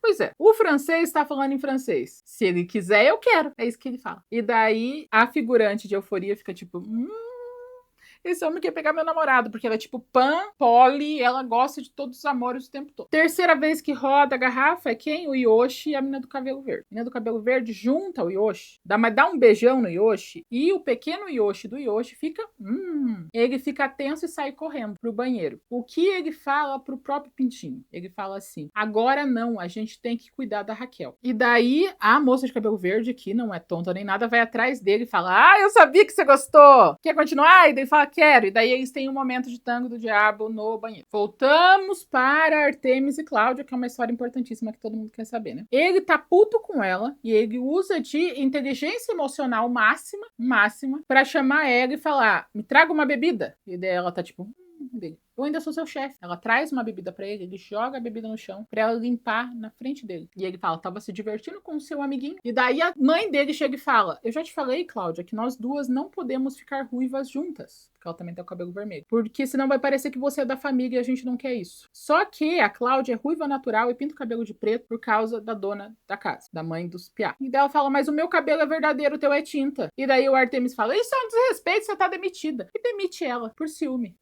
Uma coisa que nem aconteceu, ele só via ele abraçando. Ele fez aparentemente a mulher que ele ama, ficar ajoelhada no chão limpando a bebida que ele jogou de propósito de raiva. E a Cláudia reclama antes que ela tá trabalhando o dia inteiro, fazendo mestrado à noite, e ainda gastando tempo pra se encontrar com ele escondido. E ele não tá fazendo nada. Ele tá só, tipo, aceitando. Sabe? Que pessoinha desnecessária. Nossa, Cláudia, você merece coisa muito melhor. Cláudia demitida. Voltamos pro jogo da garrafa. Daí, no jogo da garrafa, acaba a Raquel conseguindo perguntar se alguém da rodinha já tinha usado a camiseta que ele estava usando naquele momento. Ele fala, eu não sei. Eu realmente não sei. Daí roda de novo. Cai na Vera, melhor amiga do Ares. E na Raquel, a namorada do Ares. Raquel pergunta, você já dormiu com ele? E daí tem um grande e longo silêncio. Só que, pelo que parece, ela falou que sim, os dois dormiram juntos. Ela fica emputecida, né? Ela fala, porra, foda. E vai pegar pra fazer as malas e ir embora. Qual o motivo? Quando ela tá fazendo as malas, o Ares vem se explicar. E a explicação dele é a explicação mais pobre menino rico da história. Ele fala assim, você precisa entender que eu tava triste. A faculdade tá difícil, eu me sinto burro todo dia. E eu tava sozinho. E eu sentia sua falta. E daí, ela viu que eu estava triste, me acolheu e a gente começou a festar juntos várias vezes. Entendo do meu lado. Uma vez ou outra eu bebia demais e eu não lembrava o que estava acontecendo. Daí um dia eu acordei do lado dela, mas eu não lembro o que está acontecendo. Entenda bem, eu não lembro. Eu posso ter distraído? Sim, mas eu não lembro. E daí ela fala, eu não tô nem brava em relação a isso. Deveria. Eu estou brava porque você não contou nada disso pra mim. Por que você não falou pra mim? Daí falou, porque você ia achar que eu sou um imbecil. Que a tua vida tá indo tão legal, tão pra frente, e eu tô lá. Só tenho meu dinheiro, minha casa legal, e o apoio de amigos, esperando a sua ligação.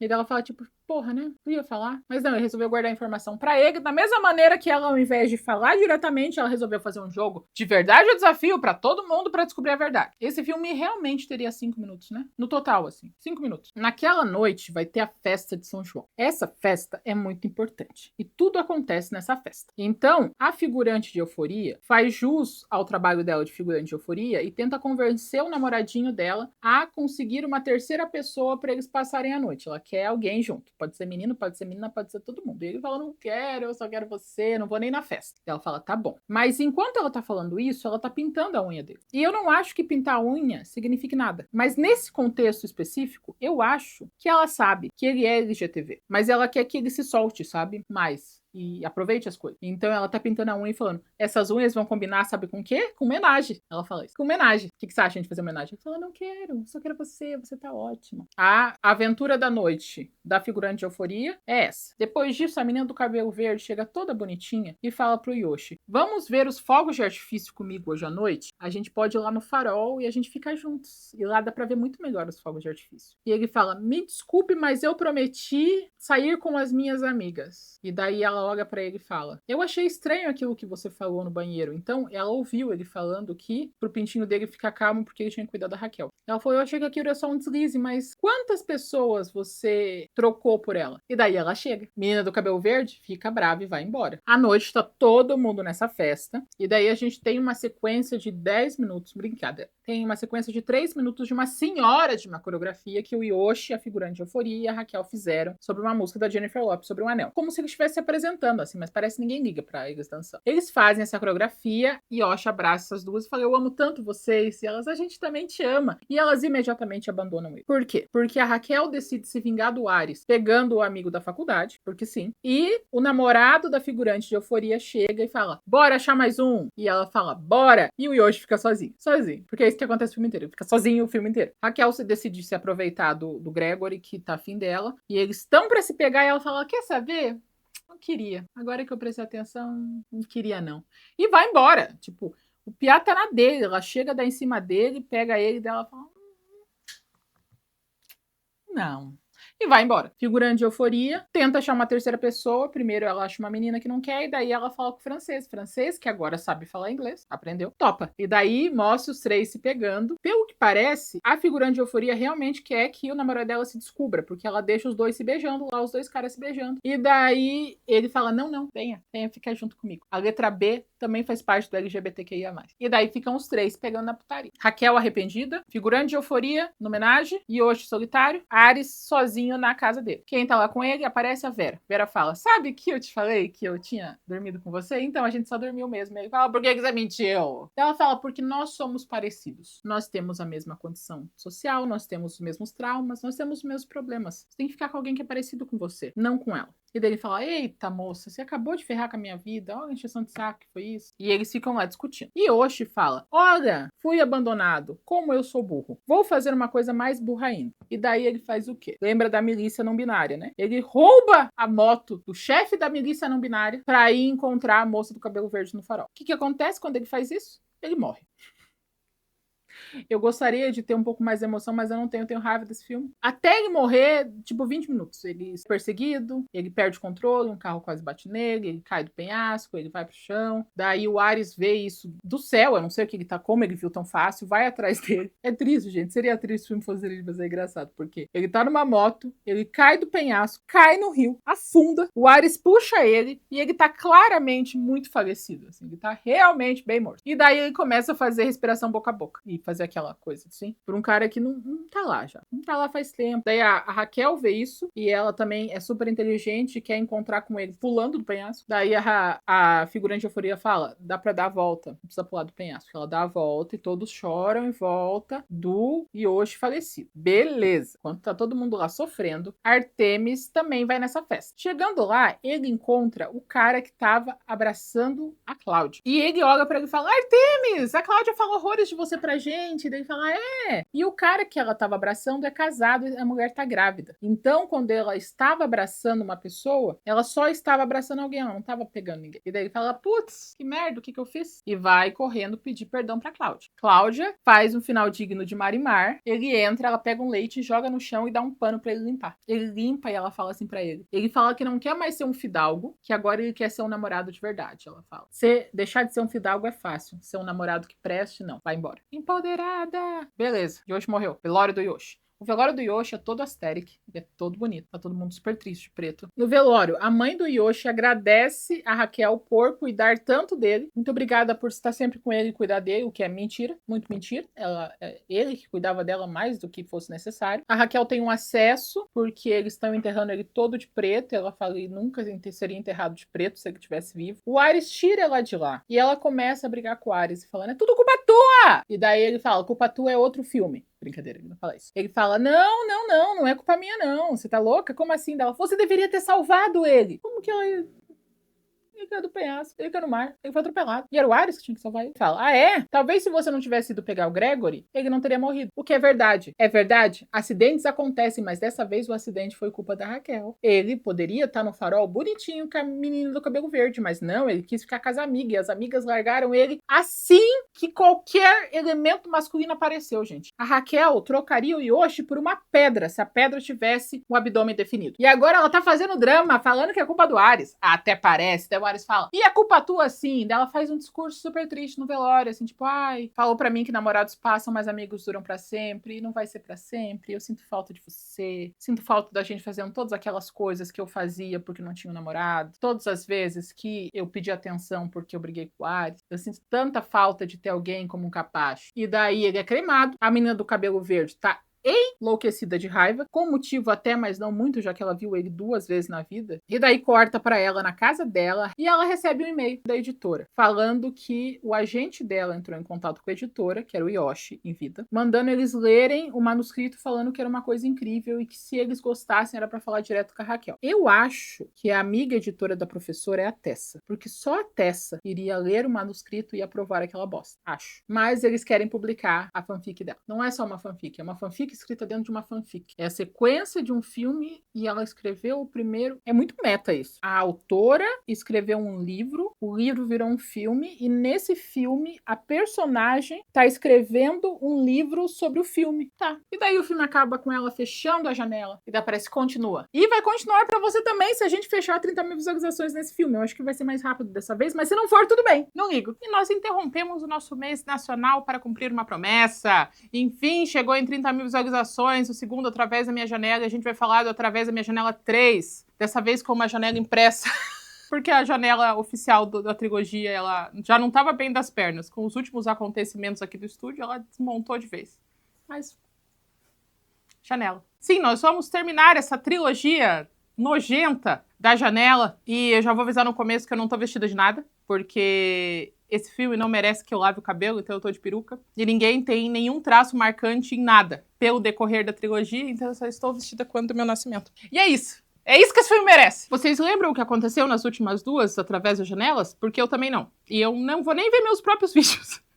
Se eu falar alguma coisa errada, eu falei alguma coisa errada, porque esse filme não tem consideração com ninguém, por que eu vou ter consideração com ele? Mas as últimas coisas que eu lembro foi que o Yoshi, que era o nosso trouxa oficial do filme, o nosso Jacob do filme, ele morreu, né? Morreu porque ele foi trouxa pra mais de uma mulher. E porque ele roubou a moto da gangue dos não binários pra ir no farol encontrar a menina que estava loucamente apaixonada por ele, mas ele tava cagando pra ela, mas a que ele amava tava apaixonada por outro e morreu. E que o grande casal, Ares e Raquel, se separaram. Também não lembro por quê. Talvez por causa da morte do Yoshi. Tenho certeza que aconteceu. Esse filme se passa 1 ano depois desse acontecido. A Raquel está namorando com o Gregory, que é um cara que ela conheceu no filme 2, porque sim, ela não gosta dele, ela tá cagando pra ele e ele tá de 4 por ela, apaixonadíssimo. E ela tá tipo, ele vai na casa dela, eles consomem o ato e ela vai imediatamente olhar pra janela com carinho e pensar, nossa, do outro lado daquela janela já teve um gostoso e eu pegava o gostoso. Mas agora eu pego outro gostoso. Igualmente sem personalidade, mas esse não parece um total e completo psicopata. E ela não gosta disso, né? De gente que não parece ser o pior ser humano da face da Terra. E cada fanfic nova que eu tenho que assistir pra esse canal, mais eu tenho um carinho, um sentimento e uma certa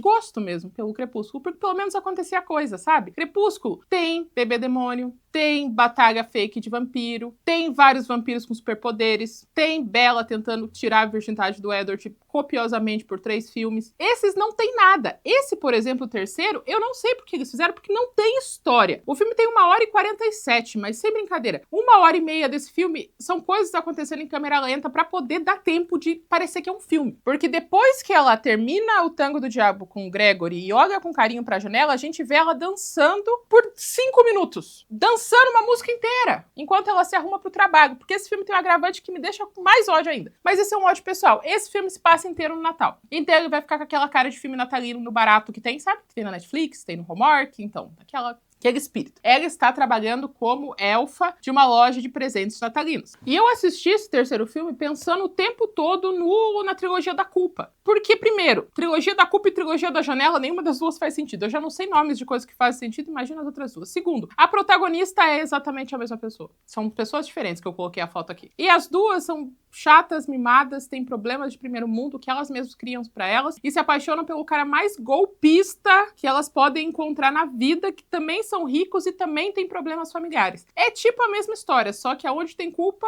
entra a janela no... Então, ela tá trabalhando como elfa, enquanto a editora dos livros termina de organizar, tá, como que vai ser feito o lançamento do livro dela Através da Minha Janela, que foi feito graças ao Yoshi, que fingiu-se de empresário para que ela mandasse o livro para a editora. O bom é que ela é tão boa no que faz que ela precisou escrever um diário e a editora já ficou apaixonada. Ela chega lá para ver o livro, enorme o livro, nossa senhora, ela detalhou acontecimentos, hein? Pelo que parece, ela escreveu no livro, não necessariamente o nome do Ares, mas ela deixou bem claro de onde ele veio. Já que, aparentemente, a família do Ares é uma das mais ricas da Espanha, ela chamar ele de deus grego no livro, eu acho que é um pouco dar na cara, afinal, ela é vizinha deles. Ela foi lá falar com a editora, ver como é que vai ser o lançamento, que dia que vai ser, o que vai ter, e a editora fala assim pra ela, então, vai ter uma festa de final de ano dos convidados, dos autores, diretores, roteirista, todo mundo vai estar aqui. Se você quiser trazer o deus grego, traz o deus grego. Não é ele ali? Ela, não. Esse é outro completamente diferente dela. Uau, você escreveu um livro sobre o outro e agora tá com outro. Massa, hein? Mas se você quiser trazer o deus grego, a gente aceita. Se quiser trazer isso daí, também pode trazer. E ela fica tipo... Daí nós temos as histórias paralelas com os outros irmãos do Ares. O Adonis tá namorando com a governanta porque ele engravidou ela e porque ele decidiu que ele ama ela agora que ela não queria mais ficar escondida com ele. E o Apolo, que é o Piquitico, que ainda está namorando com a figurante latina de Euforia, mas sofrendo, porque ela gosta da não monogamia mesmo, tipo, mas é um novo nível de não monogamia. Ela pega as outras meninas à frente dele. Só que isso logo vai mudar, porque ele também tá achando os contatinhos dele. E a Raquel está escrevendo o segundo livro dela, que é um artifício, assim, ó, de profundidade criativa, porque o terceiro filme é sobre o livro que ela escreveu no primeiro filme, e ela está escrevendo o segundo livro em tempo real. De acordo com o que vai acontecendo na vida dela. Tipo, ele não está mais na janela. A janela bate. Eu vi ele de longe. Então ela está escrevendo no presente o livro. O terceiro filme é ela escrevendo o segundo livro e lançando o primeiro.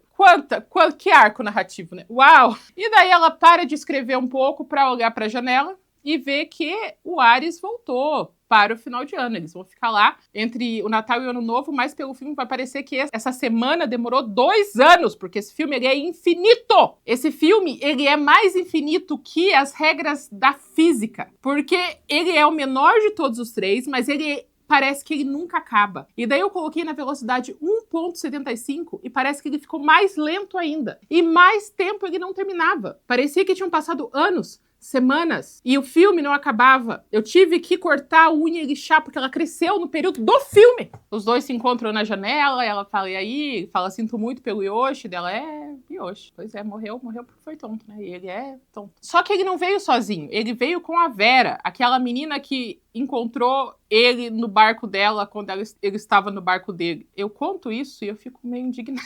Mas é isso que aconteceu. Eles estavam vivendo felizes no barco da família do Ares e ela chegou com outro barco e disse, oi, vizinho. E agora os dois estão juntos. Então, Ares tá namorando com a Vera, Raquel tá namorando com o Gregory. Isso vai impedir os dois de serem grandes filhos da puta? Não. E por mais da metade do filme, mesmo eles morando em Barcelona, que parece enorme, eles vão se encontrar enquanto casais o filme inteiro. Tipo, eles vão em todos os lugares, o outro casal também tá lá para os dois se olharem assim com eu estou com ele, mas eu ainda quero você, sabe? E o Gregory realmente tá ouvindo a vozinha do Yoshi falando, vai ser trouxa. Porque ele super quer ser amigo do Ares. Super. Nossa senhora, todas as vezes que eles se encontram, ele tá tipo, e aí, Ares, como é que você tá, meu amigo, meu brother, meu irmão? Não vendo que os dois estão se olhando com cara de me coma, sabe? Gregory, espírito de trouxa. Ele reencarnou o espírito de trouxa do Yoshi. Vai ter a grande festa de Natal com todo mundo. E do lado do Ares, estão com raiva porque a governanta tá grávida. E o Artemis está bravo porque ele não quer ir na festa da família da mãe da filha dele. Porque ele odeia pobre, né? É isso. Ele odeia pobre, mas ele acaba indo na festa da família, porque ele odeia pobre, mas ama ela. E ele faz a cara de odeio pobre por todo o período, e ele acha um absurdo uma família que faz barulho, que se importa uma com a outra, que quer conversar e quer passar tempo um com os outros, que se entende. Ele tá tipo, isso daqui não é família. Todo mundo se gosta, todo mundo falando, tá todo mundo cantando junto. O que é isso aqui, gente? Isso aqui é festa, não. Família não é isso, não. Então ele não tá acostumado com essa ideia de um pai que não é um total psicopata. Ele achou muito estranho uma família que quer estar com o outro. E isso deixou ele desconfortável. A gente vê nos olhos, nas ações, nas palavras, em tudo nele. Enquanto isso, do lado da Raquel, a Raquel lembra que a Raquel tinha uma mãe? Então, a mãe se pediu demissão do cargo de maternidade, assim. Ela arranjou um namorado e ela tá pouco se fodendo pra filha. Pré-jantar de Natal, ela tá comunicando à filha que ela vai jantar com um atual namorado dela, porque ela merece dar uma chance pro amor. Se ela quiser, ela vai junto. Se não quiser, luta. Pega o Gregory e vamos fazer alguma coisa. Ela tá tipo...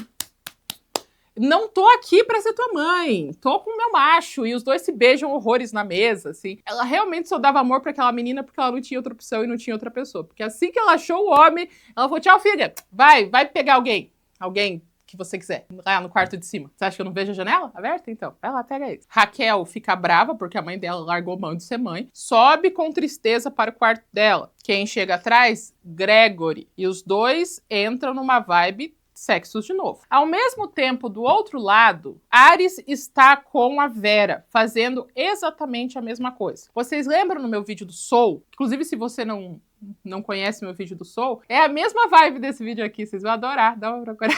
Que no filme do Soul, quando as pessoas estão numa vibe tão forte, quando as pessoas entram num transe criativo, elas entram num fluxo de inspiração, elas vão para a zona da inspiração, onde todos os artistas se encontram, como se fosse uma dimensão específica para as pessoas inspiradas. Então, nesse filme aqui, a gente tem a zona da filha da putagem. Você só consegue acessar essa dimensão se você for um grande filho da puta, mas assim, grande. Por quê? Temos as duas casas, cada um fazendo seus devidos tangos dos demônios com seus respectivos namorados que eles não amam. Ela tá pensando tanto nele e ele tá pensando tanto nela que eles vão pra um terceiro lugar, onde os dois estão transando entre si, daí tem uma luz desfocada, uma vibe meio purgatório assim, e daí depois que os dois terminam o tango, soltam e a gente vê que eles estão com seus namorados. Então, eles foram pra zona da filha da putagem quando eles ascenderam no mais alto nível de filha da putagem. Eles vão entrar na zona da filha da putagem mais algumas vezes, sabe? Inclusive, todas as vezes que eles se olham, tudo fica desfocado e eles vão para aquele lugar especial onde só pessoas que realmente não se importam com mais ninguém vão parar quando elas estão nesse flow de maldade. Como a mãe da Raquel largou mão da vida, eles fazem um jantar de Natal dos amigos. Todos os amigos vão e o Gregory convida o Ares com a namorada, sem contar pra Raquel. A Raquel falou, por que você convidou eles, meu bem? Daí ele, porque você se importa com ele, porque ele é teu ex-namorado. Eu acho que a gente tem que conviver com as pessoas que a gente gosta.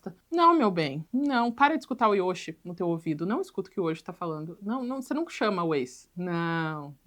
Mas tá todo mundo na festa, conversando sobre a vida, sobre o Natal, e eu não sei como essa conversa chega, mas a Vera fala do Papai Noel. O Gregory fala, nós aqui não fazemos isso de esperar um idoso com sobrepeso trazer presentes pra gente pela chaminé. Vocês são adultos, vocês não tinham que esperar ninguém trazer presente pra ninguém, tá todo mundo na faculdade, mas tá, humilhou a Vera. Daí corta para uma coisa que eu tenho certeza que deve ser uma coisa muito cultural. Eu não quero zoar com a cultura catalã. Mas nesse contexto, eles falam, nossa, nós não acreditamos em Papai Noel. E daí mostra todos os adultos em volta de um cavalinho de madeira, que é um tronco, com perninhas, e ele tá usando uma boina. E todo mundo bate no cavalinho com um pau. E o cavalinho tá coberto por uma cobertinha. Depois que você termina de cantar uma música e bater no cavalinho...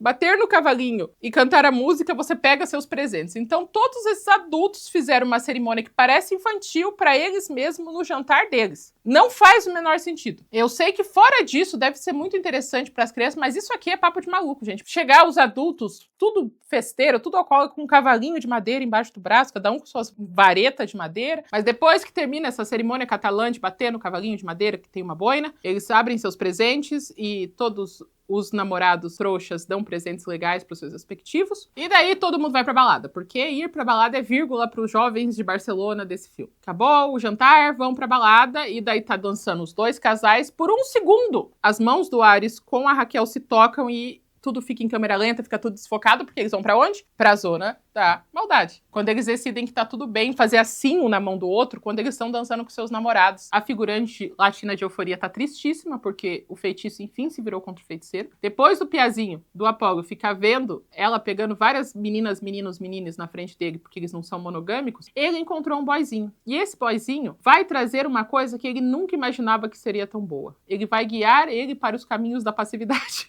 Eu não tô sendo exagerada, mostra ele sendo passivo e gostando e sendo feliz. Ele entendeu como é que funcionam as coisas depois daquela noite. Falou, então é assim que é pra gostar?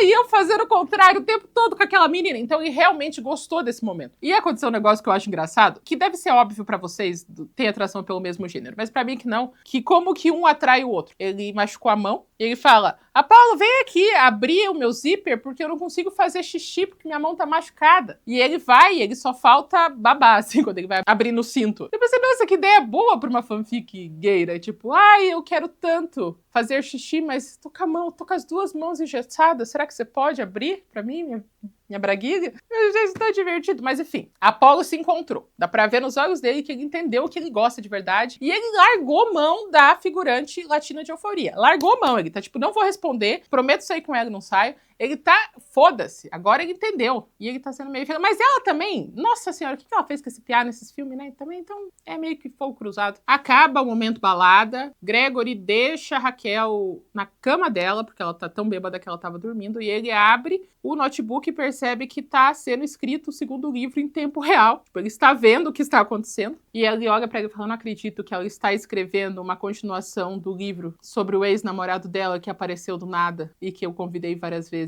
O que ele imaginava que ela ia escrever? O que ele imaginava do primeiro livro? Ele não leu Através da Minha Janela? Porque Através da Minha Janela explica bastante coisa, assim. Ele achar que toda vez que ele pergunta, mas você me ama? Ela faz, e daí ela escreve um livro inteiro sobre o ex. E uma continuação, ela achou que a continuação ia ser sobre quem? Ia ser, tipo, através da minha outra janela? Um outro amor, e ele fica bravo. E como que ele demonstra isso? Levando ela pra patinar e quase fazendo ela ficar tetraplégica, porque ela não sabe patinar e ele puxa ela pela mão, ela cai, e ele fala, você ainda ama o Ares? E ela, ele, nossa, tá acabado entre a gente. Nunca tinha percebido isso. Sendo que no outro filme eu vi vocês apaixonados o filme inteiro, mas agora é diferente, porque o Yoshi morreu. Trouxa. Voltamos pra casa do Ares. Ele escuta uma ligação da namorada dele, a Vera, com o amante dela, porque ela também tem um amante que é o Diego, falando que ela tá ansiosa pra ver ele de novo. Munido dessas palavras de que ele também é corno, ele decide andar sem rumo na chuva. Ao mesmo tempo, a Raquel decide usar... Para uma escritora, ela realmente não tem fonte de comunicação, né? Ela decide atrair o Ares pro quarto dela. Como que ela faz isso? Tá chovendo, assim, muito, ela abre a janela. Enfim, ela não sabe se tem alguém em volta, ela não sabe se tem alguém perto, ela apenas abre a janela, se envolve na coberta e aguarda alguém chegar. Ainda bem que Ares está andando sem rumo, parecendo um assassino de filme de terror. A gente vê a bota preta dele andando em câmera lenta na chuva, assim, e ele sobe pra encontrar ela da maneira mais filme de terror que você possa imaginar. A luz apaga, a luz acende, ele aparece do nada, do mesmo que aparece ali. Não é assim que você grava uma cena quente. Se alguém acabasse assassinado nessa cena, ia fazer muito mais sentido. Mas não, os dois fazem sexos aterrorizantes. Ela conta pra ele que ela foi largada pelo Gregory, ele terminou com ela. Por motivos, vários motivos, inclusive muitos motivos mesmo. E ele vai embora. Vai embora porque ele precisa voltar pra cama da namorada dele, né? Só que quando ele chega em casa, tá o Artemis e o pai dele bêbado reclamando, chorando. Porque aparentemente a empresa nunca teve bem das pernas, eles estavam quase falindo, eles achavam que o império deles ia ruir, porque eles não são bons administradores, mas ainda bem que o Ares começou a namorar com a Vera e as empresas da família da Vera fecharam um contrato com as empresas da família do Ares. E por isso ele é o filho preferido, já que ele salvou a empresa. Mas você confiar no casamento do seu filho para manter a empresa não é um bom movimento administrativo no geral. Eu acho que se não falir agora, vai falir daqui a pouco. Porque, porra, namoro, arranjado, é isso mesmo, casamento de famílias? Que ano que estamos? Próxima cena, ela também pessoalmente me revolta um pouco, porque é a foto anual de Natal da família. Por que eles estão mostrando isso? Porque não tem história. Aconteceu isso nessa ordem, eu não tô trocando. Tem o momento de transa do terror, daí tem os dois bêbados e daí tem as fotos de Natal. Essas fotos de Natal é numa puta de uma casa. Todo mundo tem que se maquiar. Tem luz, tem fotógrafo e todo mundo tá na foto. A Vera, que é namorada do Ares, tá lá também porque sim. A governanta grávida tá lá também porque sim. Não é só a família principal, é todo mundo que quiser e foi. E eles se posicionam de uma maneira muito bonita, vai ficar muito legal a foto. E daí a fotógrafa tira a foto mais cybershot Tech Pix da história, com um flash estourado no corrimão. Tipo, a gravação tá boa. Tirasse um print da gravação do que mostrar aquela foto estourada maldita. Horrorosa aquela foto. Ódio, ódio. Depois da foto mais mal feita que uma família milionária fez na vida dela, o Ares vai sentar no notebook dele e eles ainda não resolveram o problema do Wi-Fi. Se eles não conseguem resolver o problema do Wi-Fi, faz sentido a empresa estar falindo, né? Porque, sério, o Wi-Fi ainda tá assim, então ele vai usar a senha da vizinha. Só que a senha mudou. E ele tem o aplicativo dele que é incrível, que o nome do aplicativo dele é Hacker.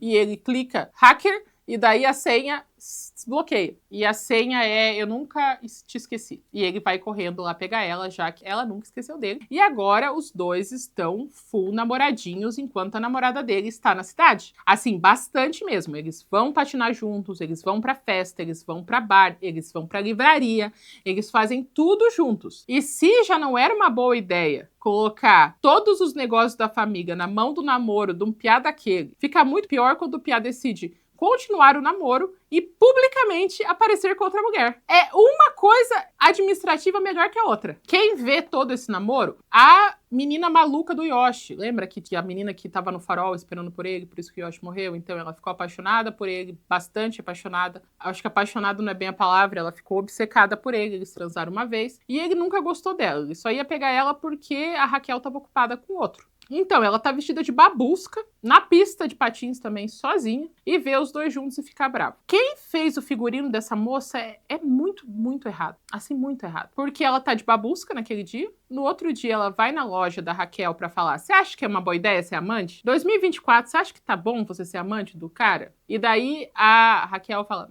agora que você falou. E ela vai vestida na loja que a Raquel trabalha, parecer um pino de boliche. Ela parece um pino de boliche com uma echarpe em volta. Por quê? Enquanto Ares está traindo publicamente a namorada que é responsável pelo sucesso financeiro dos negócios da família, o Apolo está descobrindo as maravilhas da passividade, o Artemis comprou uma casa pra morar com a namorada grávida dele, que tá usando a barriga de grávida mais falsa que você pode imaginar. Ela chega, uma hora a barriga tá aqui, daí na próxima foto a barriga desce, ele segura a barriga ele vai mostrar que ele comprou uma casa pros dois. Ele não comprou uma casa, ele comprou um mausoléu. O negócio é todo cinza, só janela, tudo concreto, tudo com ponta, assim. Ele fala, eu comprei essa casa pra nossa família. E ela responde, eu não quero morar junto com outros ricos, mas ela devia contar, eu não quero morar nessa armadilha infantil que você comprou pra gente criar nossa filha. Mano, as escadas são aquelas escadas industriais, assim, brutalistas.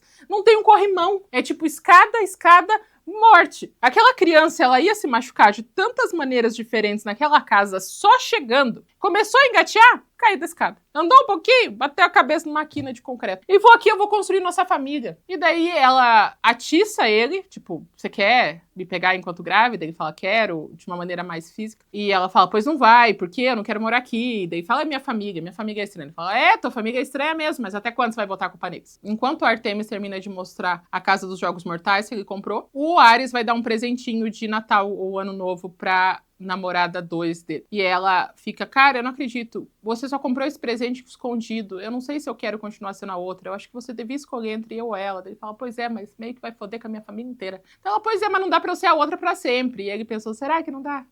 Talvez dê, né? Mas ela fala, não, é eu ou ela. E ele sai deprimido, pensando, quem será que eu vou escolher? No Ano Novo, a mãe dela fala a mesma coisa, filha, vou lutar pelo meu amor, faz o que você quiser, meu bem, eu sei que você tá solteira, eu sei que você tá toda cagada, mas foda-se, eu tenho um namorado agora. E ela continua pegando o namorado dela, e a filha tá chorando lá em cima. Sem o namorado que ela não gosta, sem o amante da outra. Sensacional. Tem o jantar de Ano Novo, a família do Ares com a família da Vera estão juntos num jantar para comemorar negócios, a união das famílias, esse negócio bem realeza. E o Ares decide conversar seriamente com a namorada dele, falando, Vera, eu sei do Diego. E dela, pois é, você sabe da Raquel? Dela, eu não ligo com quem você transa. Pode ficar pegando geral dela. Sim, mas não dá pra gente viver assim. Pensa comigo, não é uma boa ideia a gente tratar os nossos peguetes desse jeito, né? Dela, será que não?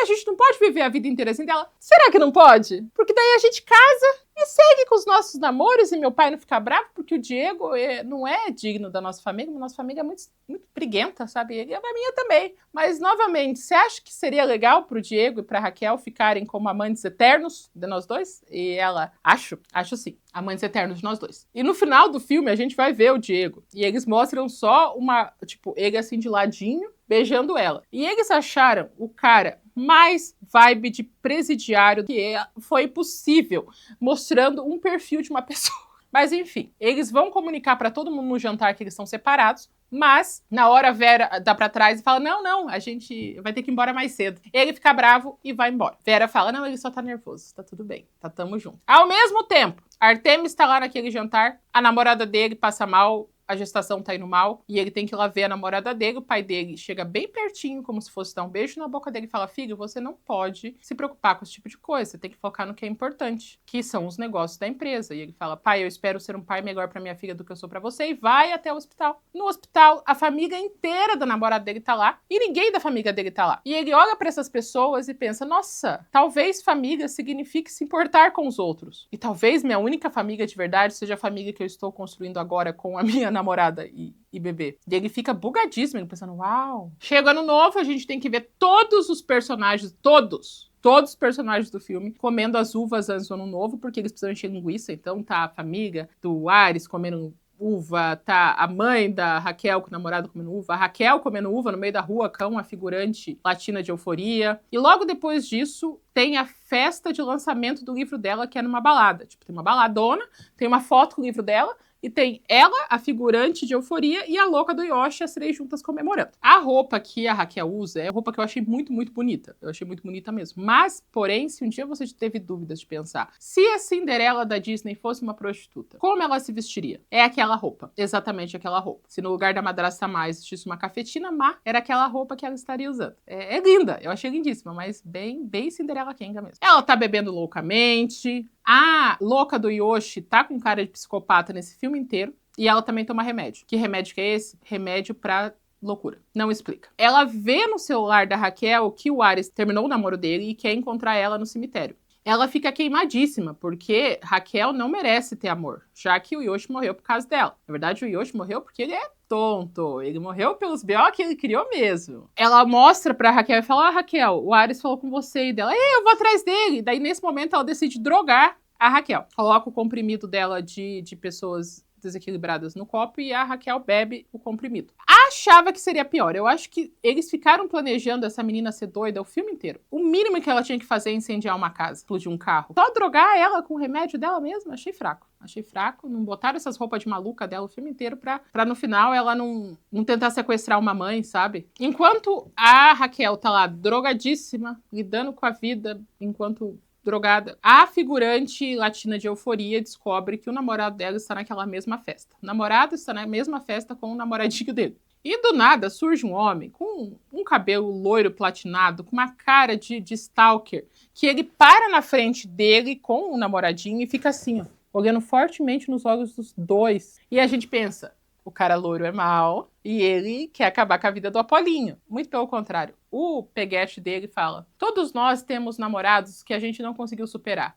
Aquele é o meu. E ele levanta e vai ficar com o loiro doido, deixando o Apolinho tristíssimo. Quem vai consolar ele? A namorada dele. E daí ela consola ele. E essa é o fim do arco dos dois. Um consola o outro pelos relacionamentos que um tem com outras pessoas. Como a Raquel estava drogada demais para poder falar com o Ares decide continuar o namoro fake dele. Mas antes ele liga uma vez mais para a Raquel. Raquel tenta atender, mas ela está sem ar, ela está toda desgraçada. Ele consegue rastrear a localização dela e ir lá atrás dela. Só que acontece um negócio muito dramático. Não sei se vocês lembram de uma coisa muito importante, é que o Ares tem alergia a cloro, né? Eu não sei como que um homem tem alergia a cloro e vai morar no metro quadrado mais cheio de piscinas da história da Espanha. Ele olha pro lado e tem uma piscina. Ele vê de longe Raquel, erradíssima, se afogando na piscina. E daí ele tem a opção: eu morro na piscina ou eu deixo ela morrer. E ele decide salvar a Raquel. Ele só cai na piscina, tira a Raquel da água, faz aquela manobra de coração, tenta fazer respiração boca a boca, e em qualquer outro contexto eu ia achar essa cena muito emocionante. Mas como são dois idiotas que não sabem tomar uma decisão que presta, eu acho divertido. O Ares não tá com ar, porque ele tá tendo um choque anafilático, tentando fazer respiração boca a boca na outra que tá afogada. Mas ele consegue salvar ela, ela gospe água, chega, ajuda, e daí por 2 segundos a gente vê os dois falecidos, assim. Se esse filme tivesse acabado com esses dois mortos, eu me redimia. Eu falava: esse filme acabou perfeitamente. Esses dois idiotas tomaram péssimas decisões pelo recorrer de 3 filmes e agora eles morrem porque os dois são idiotas. Porque eles não se comunicam, porque ela ficou bêbada demais, porque ele insiste em chegar perto de tudo quanto é piscina, mesmo não sabendo que morre com a piscina. Mas não, ninguém morre por que morrer, né? E deixar a gente feliz. Ares acorda 5 dias depois no hospital, achando que a Raquel morreu. Ele vai conversando com todo mundo que ele encontra, perguntando: e a Raquel? E a Raquel? E todo mundo olha pra ele e fala: você foi muito corajoso. Bem coisa de filme, sabe? E daí ele: mas e a Raquel? Mas a Raquel aparece, ela tá bem, ela tá viva, ela agradece por eles terem salvo a vida um do outro. Eles agora são juntos e vivos, corta pro lançamento do livro dela, que ela está falando pra todo mundo como ela é uma ótima escritora e como talvez tenha continuação. E daí todos os amigos, num ato de extrema psicopatia e filha da putagem, pegam o livro que ela escreveu do